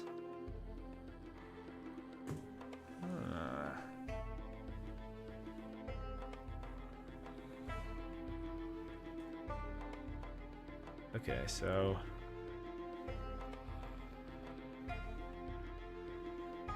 tier 4 adjacent rooms, and then tier 5 second floor. And I think that can be a universal rule, which is nice. I think like each one of the buildings is gonna require like different relevant decoration and functional finds, right? Like the kitchen's gonna need your probably start out with just like your normal baseline stuff, go to industrial stuff, and then wherever. But adding the adjacent rooms and the second floor, those I don't know exactly what those would be for like the kitchen. Maybe like just like a storage room for supplies and like a loading dock or something.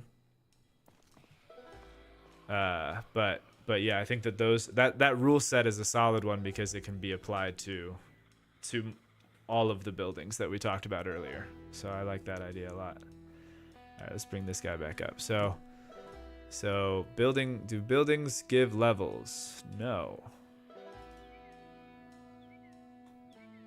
And do buildings give XP boost? No. What they do is buildings give resources.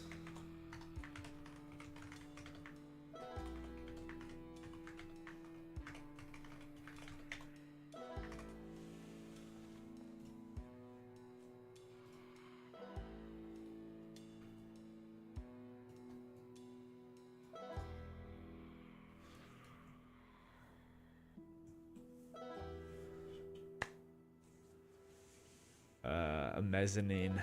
Oh, its own fuel. Oh, I love that. I don't know if I can actually.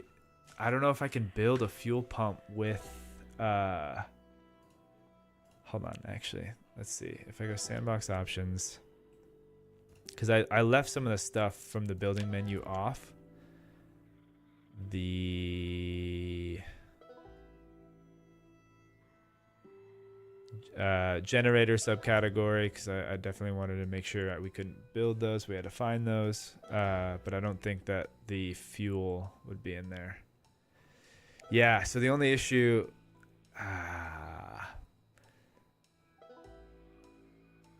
that would be very cool.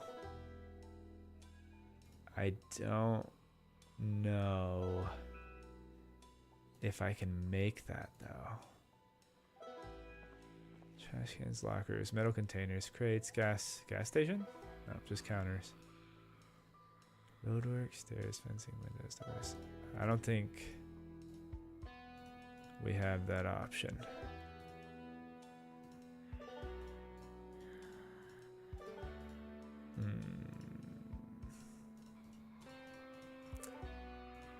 I mean, but then again, like I can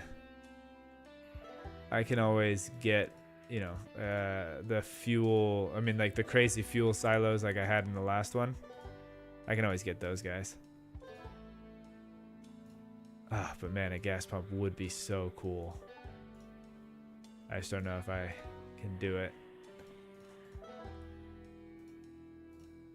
Or, I mean, alternatively, I could just like make up the price for that tile, and I can make it really high tier because that wouldn't be until tier 5, and so then it's like, okay, while I'm in admin mode, because I need to be in admin mode to adjust the generating shops, these guys. Man, it's real dark. I probably should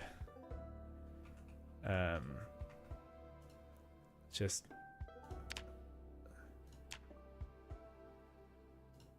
add a generator out here.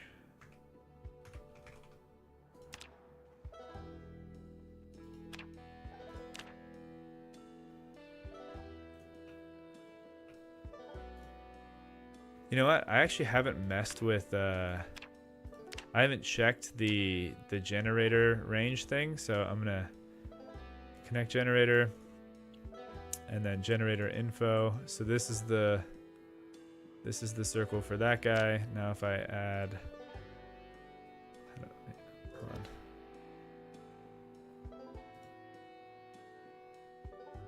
So basically where the wheel is for that truck. Now if I drop another generator and we connect that guy, now if I go, nope, also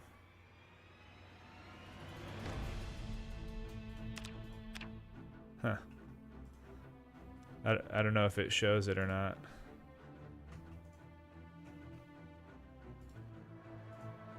Alright, turn on.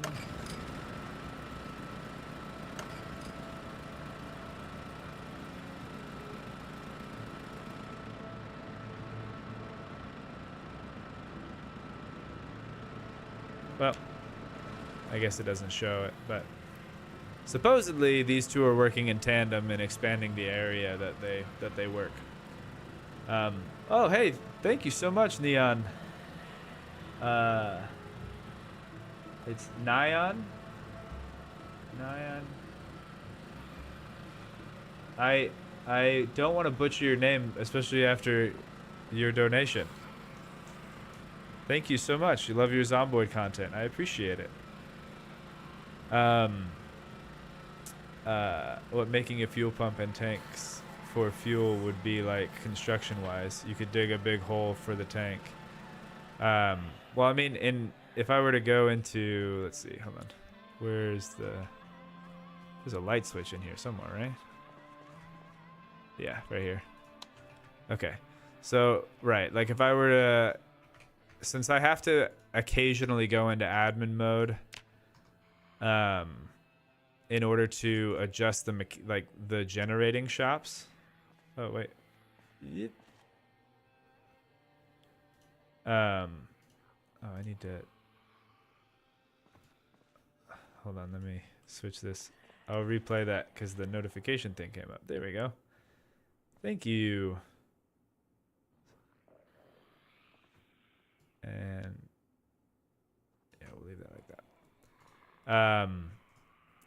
Yeah, I have to be in admin mode to mess with the shop to, you know, manage store. Okay, next, this is level 1.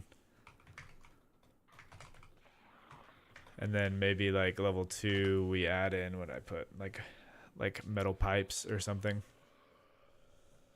So since I have to be in admin mode anyway, I can just go into the, for that part, I can just go into, where's the brush tool manager, choose tiles, and at this point I can go in and I can grab a, that zombie is screwing with my brain.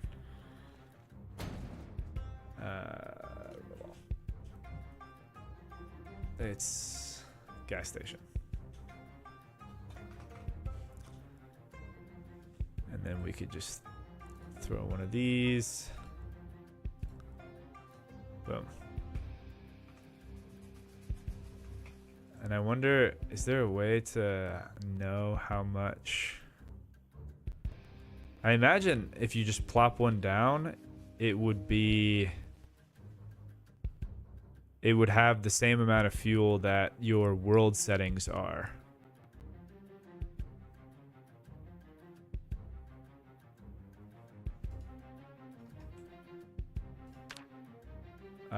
You know what? Just to be safe, before I invest too much thought into how do we make that happen, maybe I should just make sure that it works. So let's go into item list. You know, why don't I just get a car? That seems like a good way to tell. Car seems a little big for our current purposes. So I will main spawn vehicle. Let's do a power wagon. Spawn. Cool.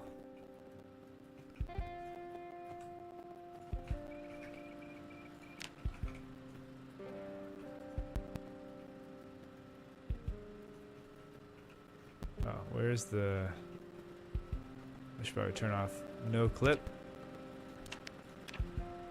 Alright, now where? It's on this side. There we go.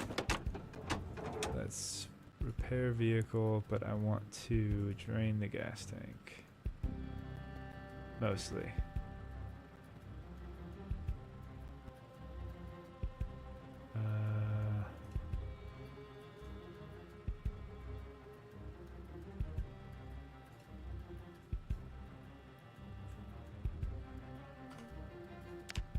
There we go.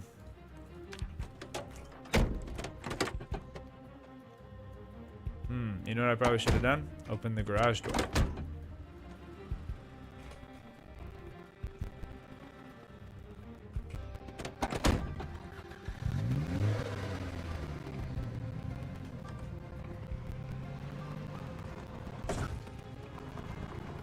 Nice, everybody gets to see my dad driving in real time. Didn't really leave myself enough room. Oh yeah, I also forgot that the hitbox for these things is not the best. So while they are cool to look at, they aren't best for that. Did I just put the gas tank on the wrong side, or does that not work? Oh no, it is on the wrong side. Solid. Let's see.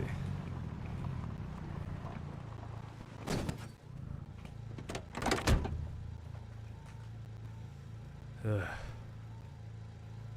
Yeah, maybe these things are not as worth it as I mean, I feel like you have to have them, but maybe we just need to put them in a different spot.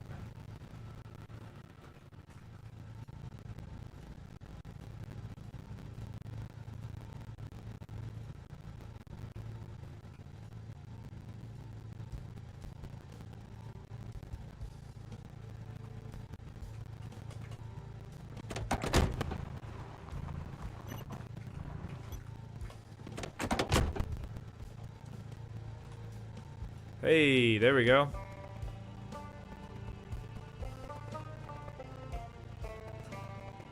That is taking weirdly long, but it does work. Proves the concept.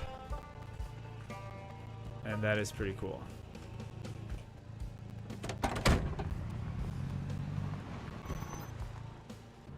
Alright, I do like that. Let's see what people are saying. What's this prep for a new video? It is, J Cuddy, a prep for a new video. Just want to see your next projects. Yeah, this is we're doing some testing. You know, like adding surgery rooms and labs and other stuff for more floors and stuff like that. Yeah, I like that. The yeah. I'm gonna actually write that down too. Surgery room.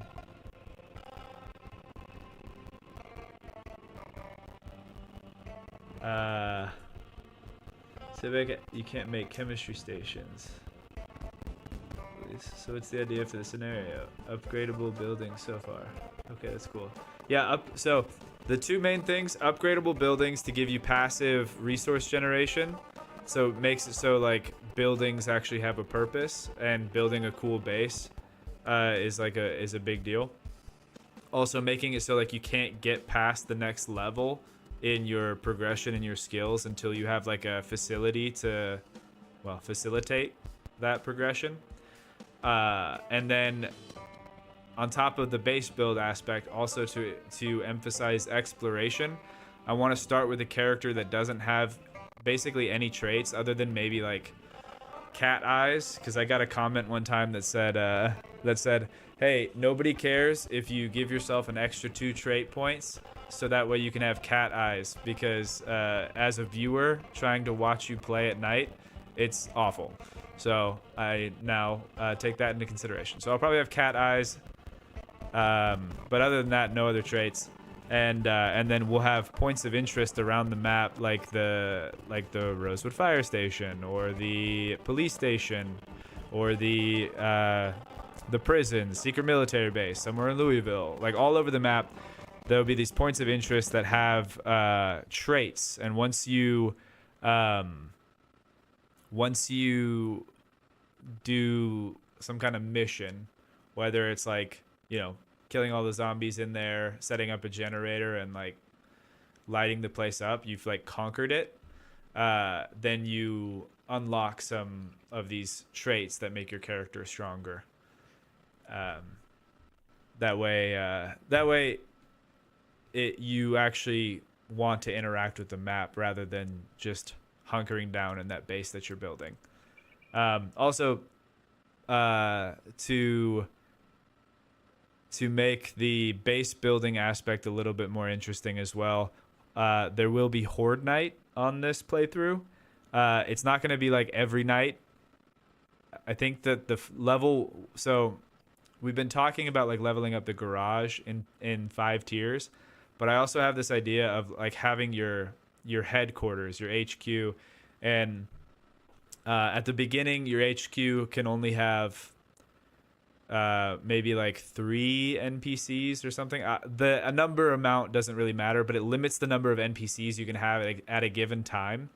And you have to have an NPC assigned to one of the facilities in order to get those like passive generating things. So like you have to have somebody assigned to mechanics in order to get the scrap metal and the metal pipes and engine parts and stuff.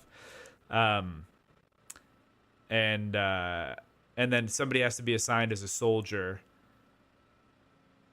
Man, I'm probably gonna have to like put together like a PDF or like some kind of. I need to make this digestible in the video, or maybe I'll just make like a brief separate video where it's like in the intro of the series. I'll just say, here's the deal. This is what we're doing. It's a whole thing. Link to this other video that explains it in detail if you want to know and follow along. But that's too involved for this video. Let's just get into it. But yeah, anyway, so you have the headquarters, which limits the amount of NPCs that you can have at any given time. Leveling up your headquarters, you get more NPCs. You can assign them to more of your buildings and stuff. Staff your buildings, but leveling up your HQ also increases the rate at which the Horde Night happens. So I think the first is default 15 days. Like it starts the first night on 50 days, and then it's like every 15 days after that. And then once you get to headquarters level 2, it goes down to 12 days, and it goes from, I think like the very first one is 50 zombies, and it goes up to 100 or like 150, and then it goes to 10 days. And I don't think it reduces past 10 days, because then you get into a problem where you only have like 2 days to repair your base, like 2 days to like scout and stuff, and then like 2 days to prepare again. It just, if you make it less than 10 days, the game ends up getting into that super repetitive state again, where it starts feeling very, very similar.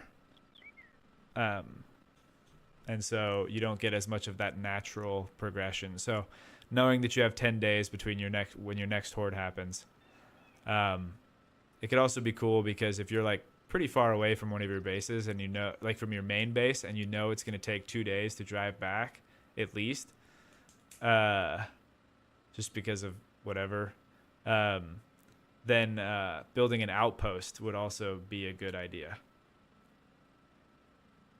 Now,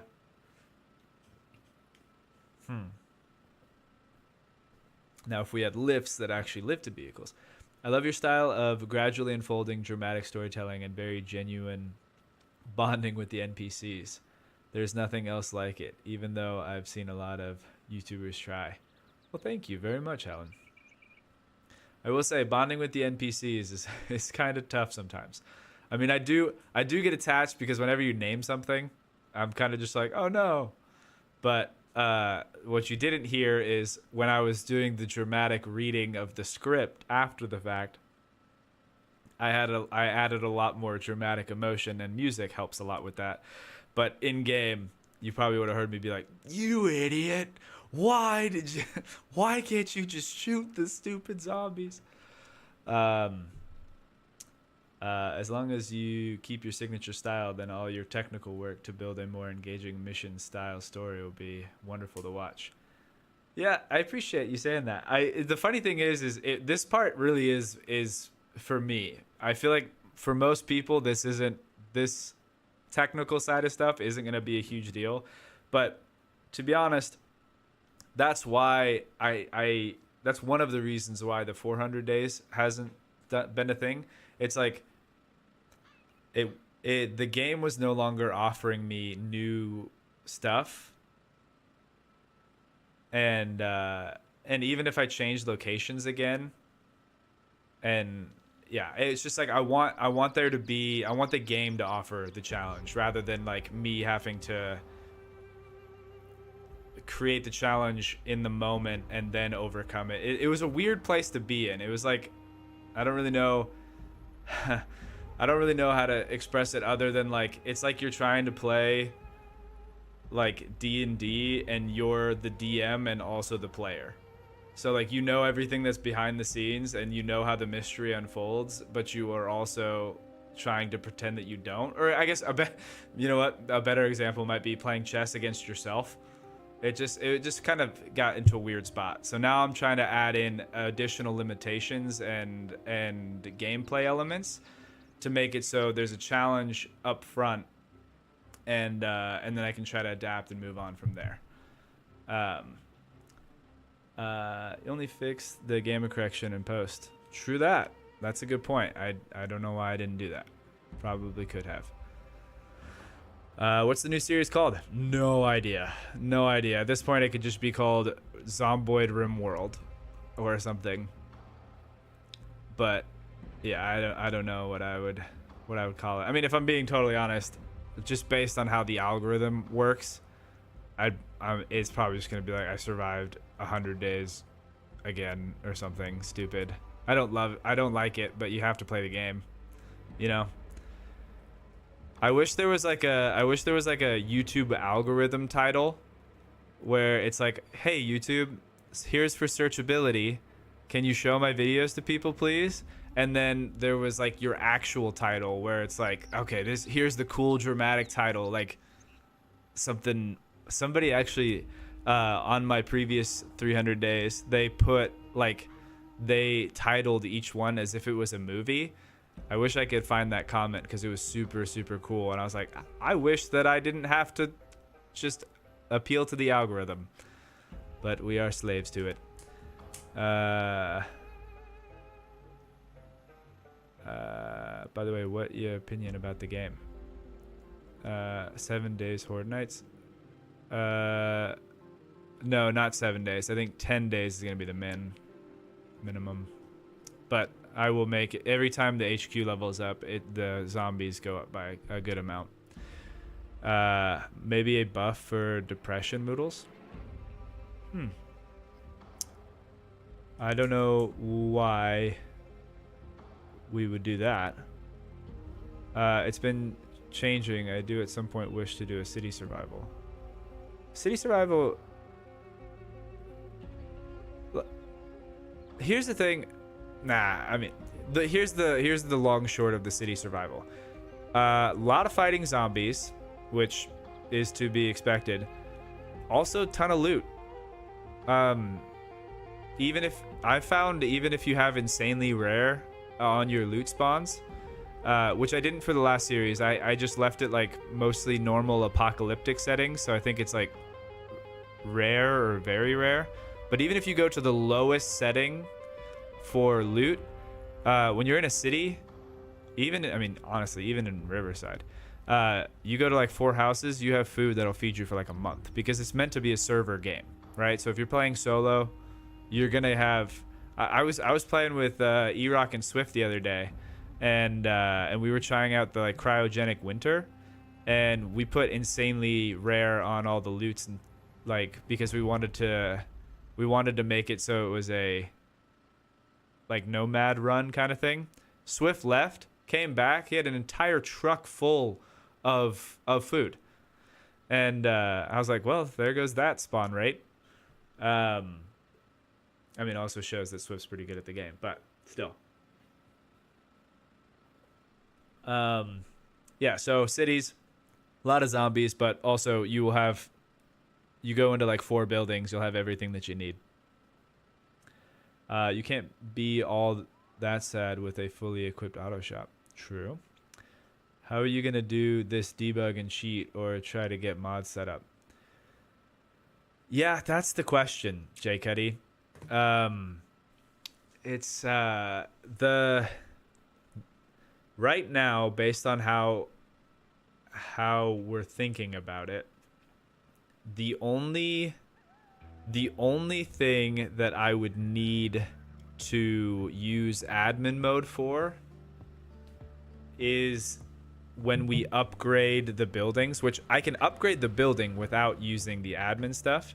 The only time I actually have to go into admin mode would be to upgrade the shop generation, because that's, unless you're an admin, you can't click this manage store and add in these like free scrap metals and it respawns every 24 hours. So that is the only thing that I actually need to be in admin mode for.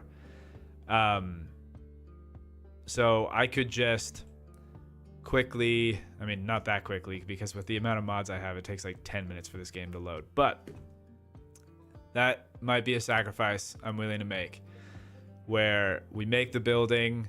When I set up the store, I go into admin mode and then set it up, exit out, turn off debug, and then continue on with the playthrough.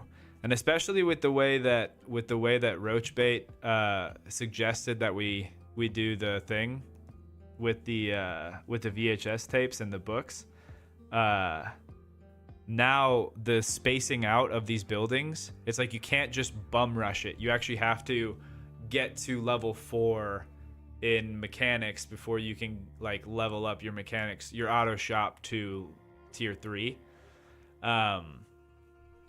And so because you're not like bum rushing all this stuff, it shouldn't be as annoying to like quit out, go into debug mode, come back in, add in the thing, and come back out. It will still be a little bit annoying, but I think with that in mind, that's the only thing I think you actually have to use admin mode for.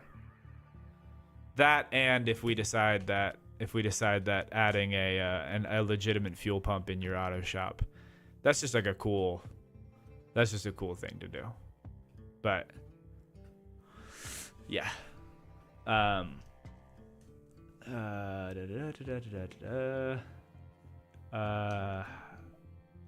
I find it hard to be bummed out with a fully stocked armory either. Yeah, true. 10 days is good, except no rest on day 10. That is true. I do have with that in mind, I do have angry turrets, the angry turrets mod, because another fun fact about Superb Survivors, they suck at Horde Night. I've actually tried previously to do a run where I had Superb Survivors on and Horde Night together, thinking like, surely if I built them a structure that they could basically be in a bunker and hide out in, it don't work. They run and they just get themselves killed. So to combat that, I thought angry turrets would be cool. So you can like build up these big old walls and have these turrets and have thousands of zombies hoarding you and all that fun stuff. You're the one who created the other 100 days playthrough. Yeah. I hardly stay out at night. My character has an aversion to dying in the dark or something. I've had to do that a million times as a DM. Pretend I have no idea when I wrote it. The YouTube game is rough. It giveth and it taketh away. The title and thumbnail thing is something that kind of, and maybe it's just because I don't understand it, but that is something that kind of bums me out a little bit. It's like, I've seen some really cool videos from really solid creators that don't have nearly enough subscribers or nearly enough views, just because like the title didn't have 100 in it. It's just I don't know why SEO is such a weird thing. Game is game. Yeah. When you got location packed enough, loot's crazy. True that. After a week of looting has stations, I've still got food from that. So yeah. I've got 4 main bases and a couple maybes. Do you find Superb Survivors makes performance rough? Absolutely it does. 100%. So that's why in this playthrough, when I'm using I put it in the chat earlier. I'm using the oh, it's 7 already? Well, hey, there you go. I'm on the East Coast. Oh, okay, good. I'm good for 29 more minutes.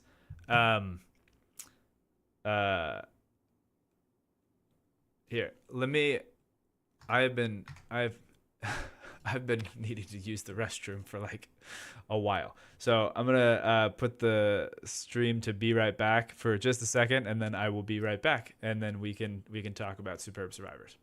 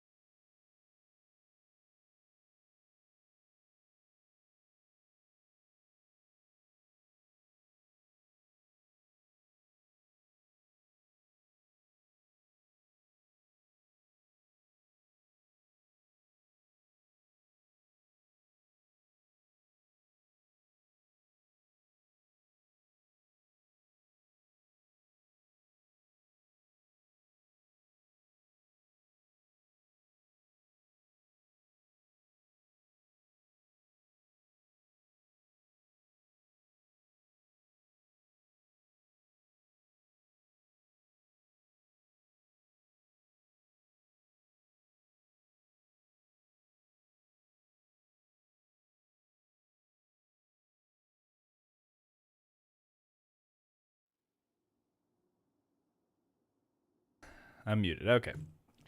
All right. Superb Survivors. Yeah, we were talking about that earlier. Because there's no way of culling the survivors, they spawn just constantly. And I showed it a little bit in the 300-day video where I got to the bridge and I just saw like just all of these survivors crossing this area just for how much time I had spent in the local, like in Fort Bear. And it just bogs down your file and makes everything, like loading anything, super difficult. And I will say, I would, if you're planning on doing a similar playthrough to the 100 days that I did, where you're using both Superb Survivors and 10 years later, be careful if not just entirely turn off the Raider events, because the Raiders' pathfinding isn't very solid, and if they get lost in the forest, you will not see them. They won't even shoot at you because they have a certain time to find you, and then after that time is over, they just like stop performing. And they will just be around taking up memory and cause you to just hit crazy lag spikes whenever you just go into a place. That's why I called the gas station outpost between Fort Bear and Fort Matthew. I called it Lag Station because we had a raid event, but I never got actually hit by the raiders. And then anytime I flew through there, it was just so much lag. I was getting like single frames. So for this one, I don't have 10 years later. And then two, I'm using the shortwave survivor mod. So I'm turning off or setting it to like the lowest possible setting of survivor spawns. And then the way that you actually recruit NPCs is through a radio. And then instead of having the normal raider event where it just like triggers every certain number of days, I'm turning that off as well, because the shortwave radio mod makes it so when you try to call an NPC to you, it also lets all the raiders in the area know where you are because you're trying to give them coordinates to meet up. And so then that's how that conflict is going to play out. And so it's a lot more controlled that way. And I think, or I'm hopeful that through those methods, we won't have the same issues that we had in that first series with just terrible performance stuff. Also, don't recruit 30 survivors. I'm saying that now, and I don't know how many survivors I'm going to end up recruiting, but I have in my rules for the HQ, I have it so like I have to have a bed for each one of the survivors to kind of make it feel more real, like they're actually part of the community. And so that alone is going to limit my number of survivors, because in the first 100 days I was like, oh yeah, it's no problem. Meanwhile, my computer is just over here on fire. Yeah, limit your survivors.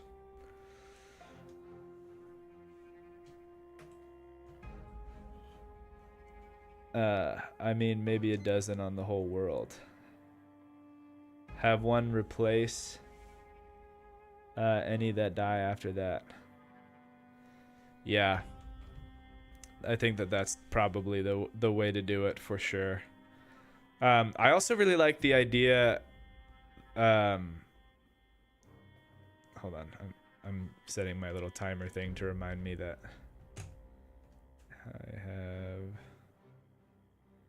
I have to end the stream in 11 minutes. Okay.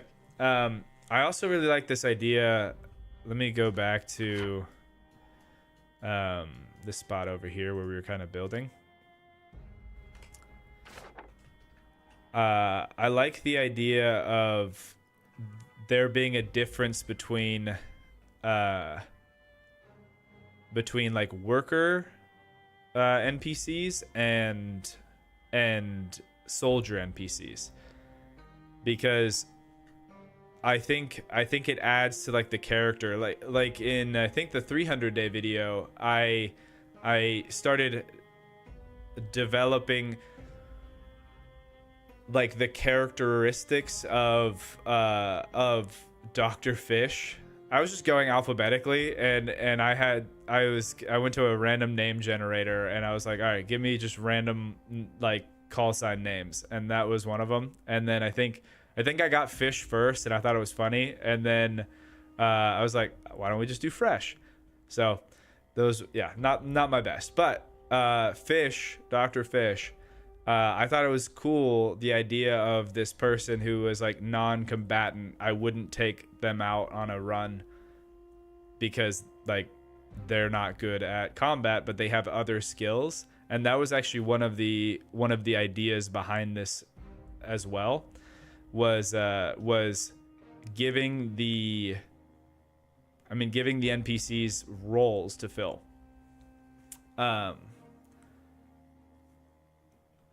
It may be somewhat difficult, but here, let me see if I can spawn a guy in. Survivor options. Let's do, I guess, spawn soldier. What's up? Okay, and let's go. Invite to group. Whatever you say. I guess I'm in ghost mode. Oh, also invisible. Can I become visible again? Hello? Oh, I turned off God mode and stayed in ghost mode. Okay. All right. So this is what I was saying earlier. Let me make sure that in my sandbox settings, we don't have sandbox options. Let's go superb survivors. So many mods. I have no idea how to use the plumbing mod, by the way, but I am interested in finding out. I'm gonna take off a lot of these mods. Not a lot. I'm gonna take off some of these mods. Like I don't think I need the bikini tool mod. Although I will say, if you are playing 10 years later, honestly, I might still leave it on, because if you're playing 10 years later, check this out. You can go, where is it? Not debug tools, not that one. Bikini tools down here. Cut grass and shrubbery, cut grass, chop trees. So it just in an area, you can set it up so you automatically do stuff. Like you set the NPC area, you can also set yourself an area. Bag soil type, stack corpses. Just automates it, and your character goes and does it. It doesn't show it here, but there is one that specifically says for 10 years later it will, because 10 years later has like tiles that count as grass, they count as debris, they count as all this other stuff. And so this mod accounts for that and is like, if you want this whole place clear, we'll just do it. And it is super nice. So, and that's just like character tools. That's not even like admin stuff. That's just automation tools, which is pretty sweet. So that way you don't have to like get carpal tunnel while you're right clicking every single tile that has grass on it. But anyway, one of the thoughts that I had in a previous like design concept for this was, instead of me leveling up, like I would level up in combat skills because I would be the soldier and I could have other soldiers. But the thought is that getting the mechanic shop and assigning a mechanic, every time I leveled up the building, I leveled up that NPC with it. And so then whenever I needed like the car fixed or something, I would switch. I would debug in character swap. And then I would just take control of the mechanic, and I would work on the car. Or take control of like the doctor and have them, work on my character and stuff. That was an idea. The game doesn't love that, as you can see. So I don't know if that's a solid, sustainable option. But it kind of works, so it could be a way to do it. That's actually really cool. Well, thank you. I mean, I don't know why I said thank you. It was an idea, but I didn't make that.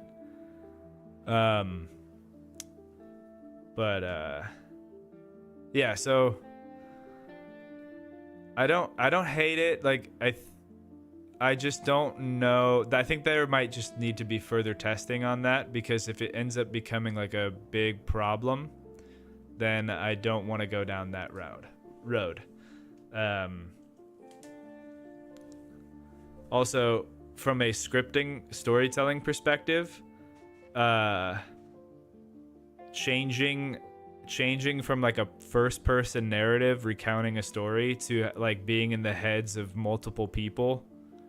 And I think from a narrative, like people do it all the time. There's a lot of books and stuff that do it, but I don't know if I have that skill set to be like,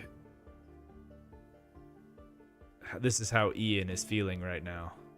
I don't know. What was it? What was I about to do?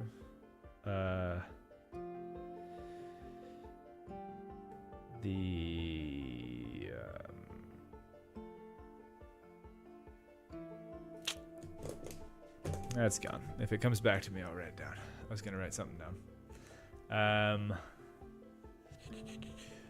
I just want the future NPCs and RimWorld style work priorities and management. Dude, same. I don't know if anyone's checked out the game Necess, but I think that's the closest I have found to a game that lets you play a character and also have NPCs that are part of your village that actually like go around and do stuff. RimWorld style. It is still early access. They're about to do a graphical overhaul. But if you want some ideas, that's a good place to look. Yeah, Necess. Yeah, Necess is very good.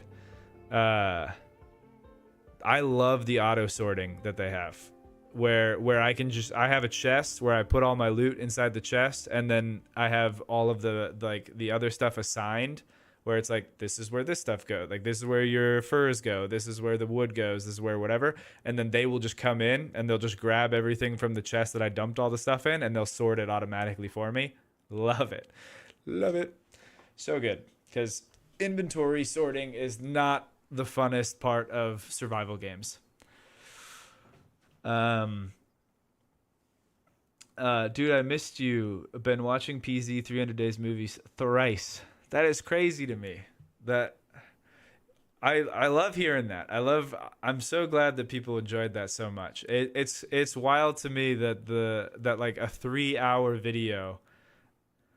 I put the 3 videos together into one because I've seen other people do like the supercut version, and also I was just like, it makes sense to not have to like go, especially because it is a story, to not have to go click on the next one and then click on the next one and go through the intro and all that stuff. So it's just like, what if the story just continued like day 200, day 201? So I put it all together just for viewing convenience, and I was like, yeah, it might get a few views. I don't think it'll do great, and it's outperformed all of the other videos, and it's a 3-hour long video. Wild.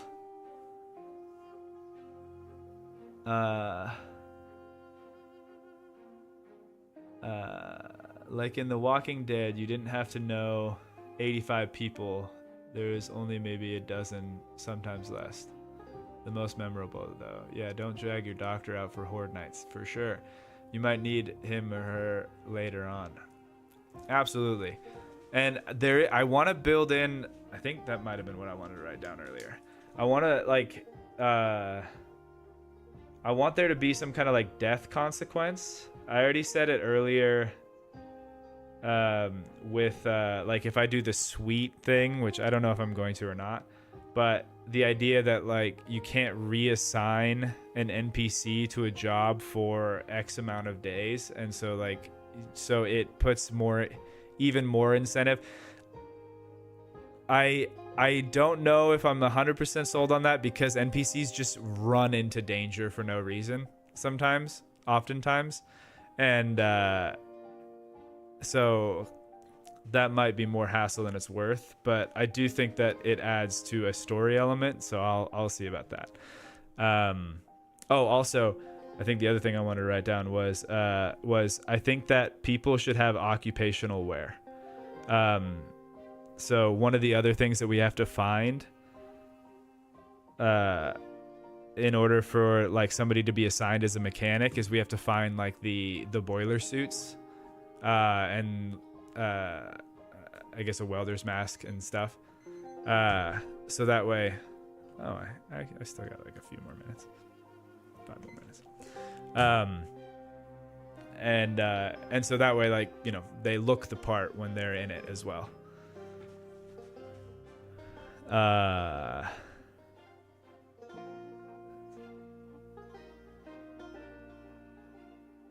Not gonna lie, I would not mind Necess on the channel. Well, glad you said that, because that is probably coming. I actually had the chance to meet the developer of Necess, and we sat down and talked, and they were like, "Hey, would you want to cover some of the gameplay on the channel, and give us some feedback and stuff?" And I thought it was a really cool thing. They're not paying me or anything, but it's so like I'm gonna give my honest feedback. But it's just cool that I got to meet with the developer. I mean, I'm just a guy in a chair that plays video games, and they're like, "We would love to get your feedback." And I was like, "Well, I will gladly give it."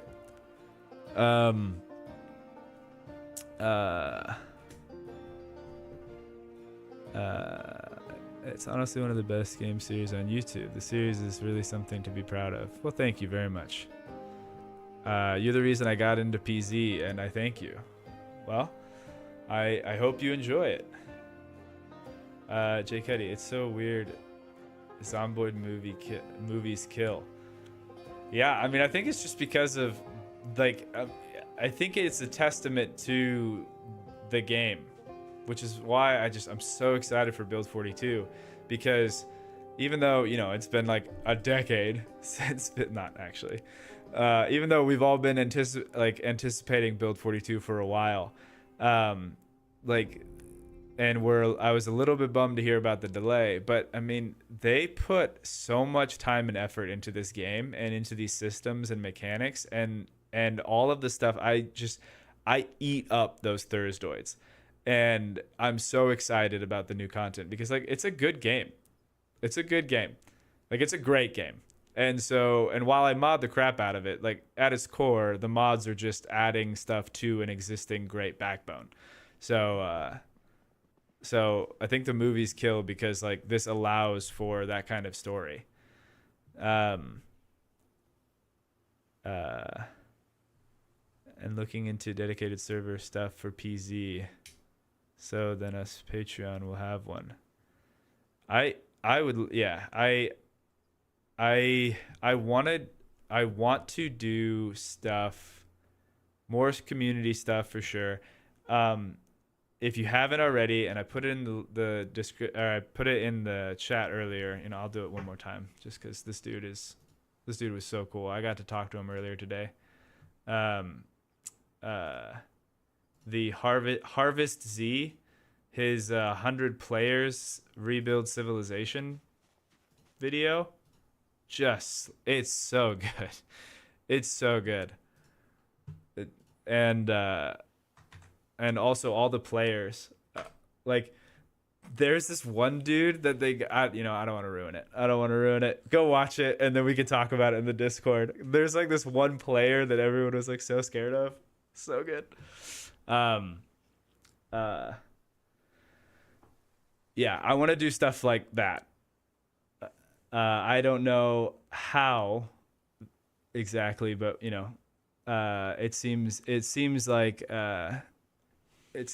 he is down to collab and stuff. So maybe I could ask Harvest Z how he pulled off the stuff he did.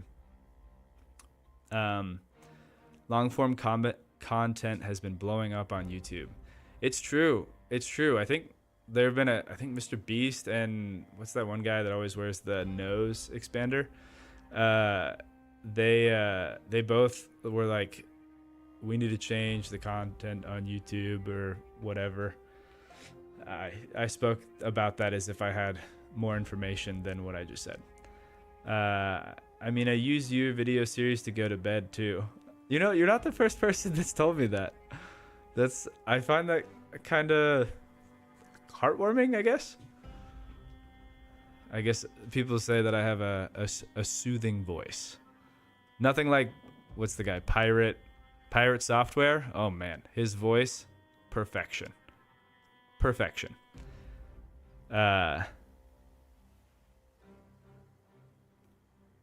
Man, that's such a cool experience. I think that was in response to the Necess thing. It was a super cool experience.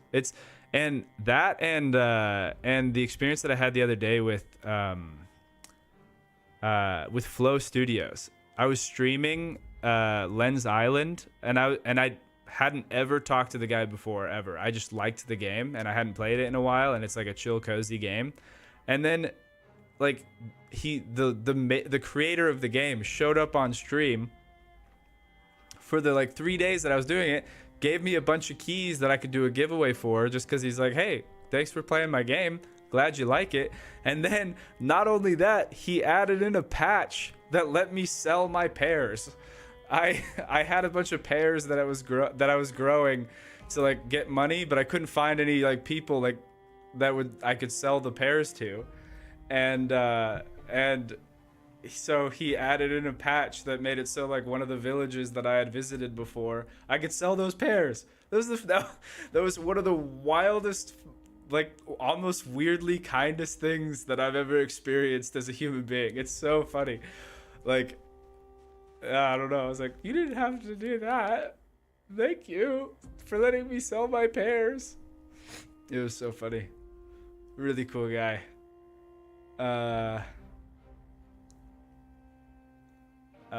Yeah, let them cook. They'll make it even better, for sure. I'm so excited. Yeah, for build 42. Yeah, man, I'm the same. Want to do server experiments and challenges on players. Yeah, I think so. When I was talking to Harvest, he said that he likes being like taking the back seat and kind of watching it unfold.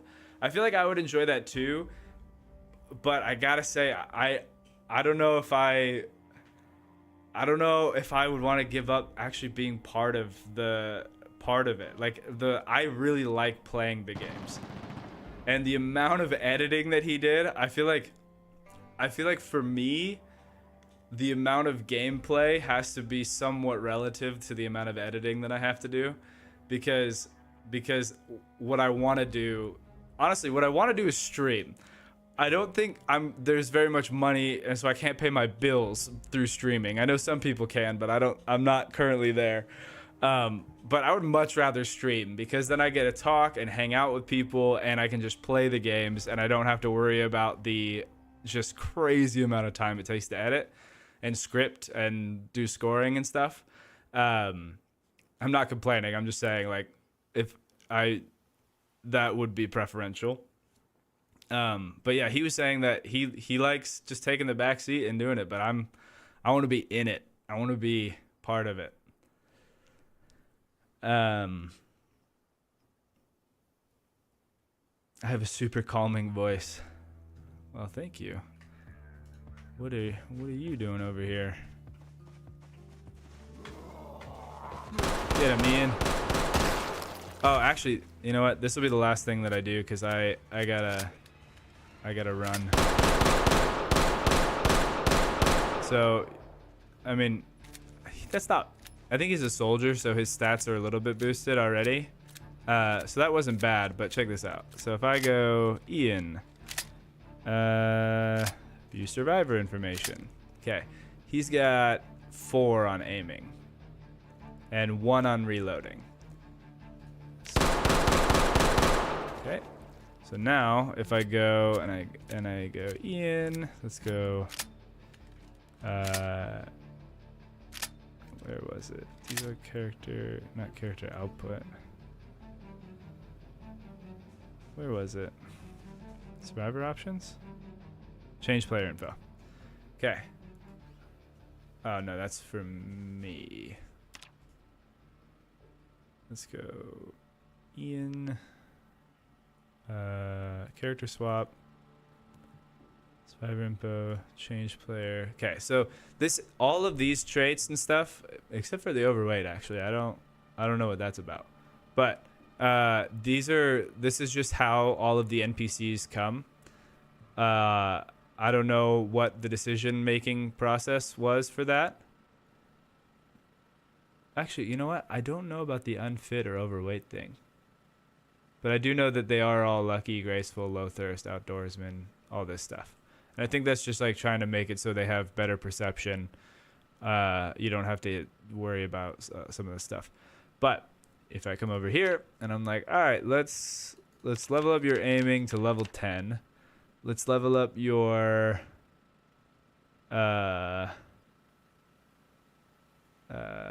nimble to level 10. Your reloading to level 10. Then it won't affect their, like, them running away. They will still do that. Actually, let's also, speaking of, let's give you a ton of agility as well. So now you can run away a little bit faster.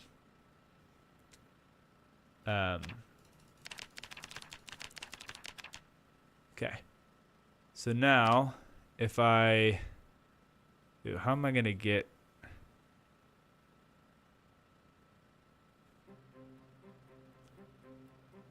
You know what? I bet I can do it this way.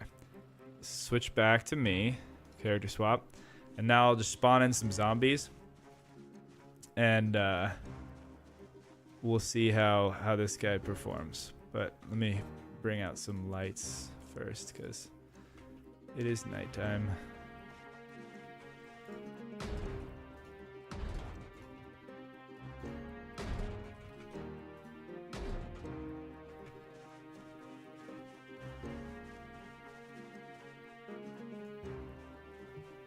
And zombies, no. Horde manager. Let's just start with 10 radius. 3.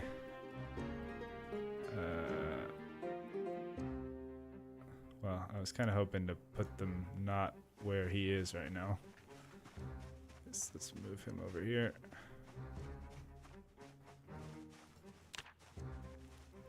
Alright, I'll spawn those guys in. That might be too many just because he might freak out. Yeah. So none of the NPCs in my playthrough behave that way. Right? Like that. If I had... Yeah. Could you imagine? I mean, now he's level 10 in most things, but like I feel like by the end of the playthrough, Cobra should have been able to do that. Right? So that was kind of like another thought process behind this, was that as the NPCs come through the playthrough and they survive for a while, that their skills and stuff I can like level them up and do that kind of thing. Because yeah, now this dude he's better than me.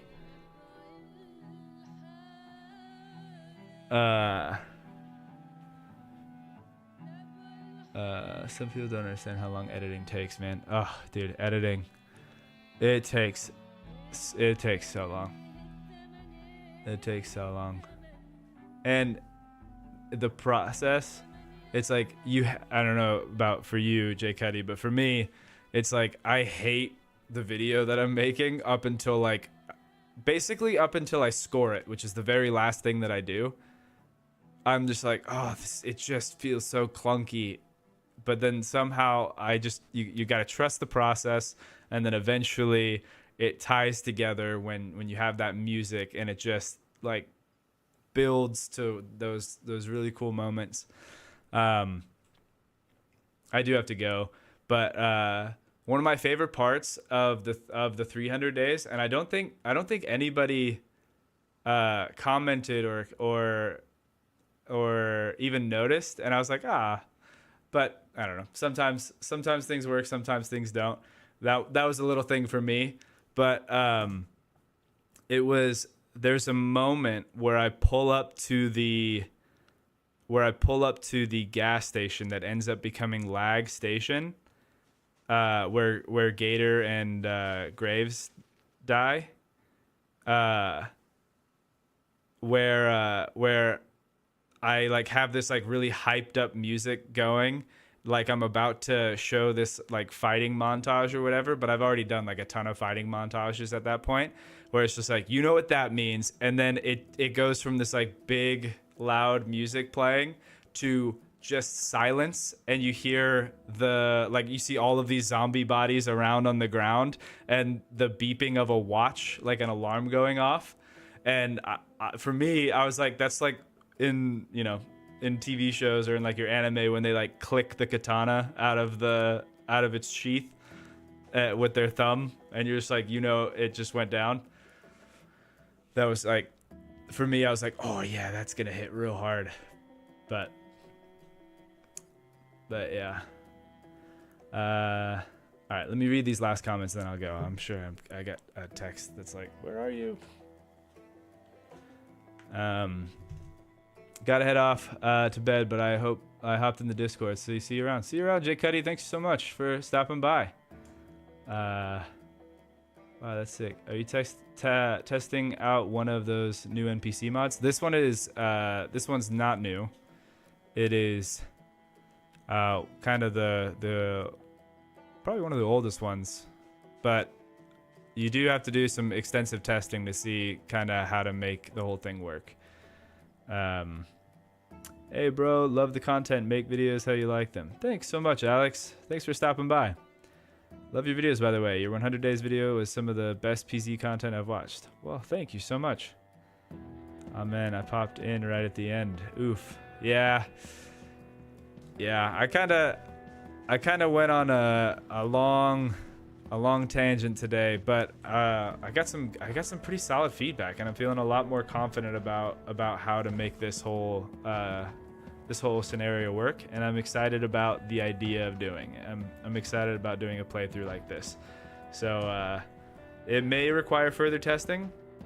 Actually, scratch that. It is going to require further testing. Today was mostly talking. I might get on either Friday or Saturday and actually try to do like a mock, like a playthrough. I'll still be in admin mode, but I'll actually try to do the playthrough and see where the hiccups are. But yeah, Brain's chilling and Tad lost his thing.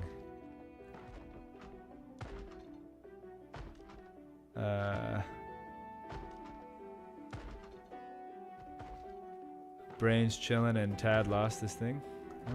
I look forward to seeing whatever stuff you do next. Well, thank you so much. I'm glad if you live stream. I love to watch it and help. I appreciate it, Alex. Thank you. I try to catch you next stream earlier. No worries. Thanks. Hey, thanks everybody for the comments and for the kind words and for just being here. It was fun. I've been enjoying doing these streams. Even though I am planning on doing more long form stuff moving forward again, I definitely think I want to continue to do like weekly, if not bi-weekly streams, just because I like talking to people and getting ideas and hanging out. It's a lot of fun.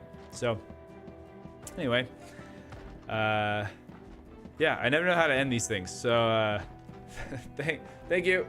See ya. Bye.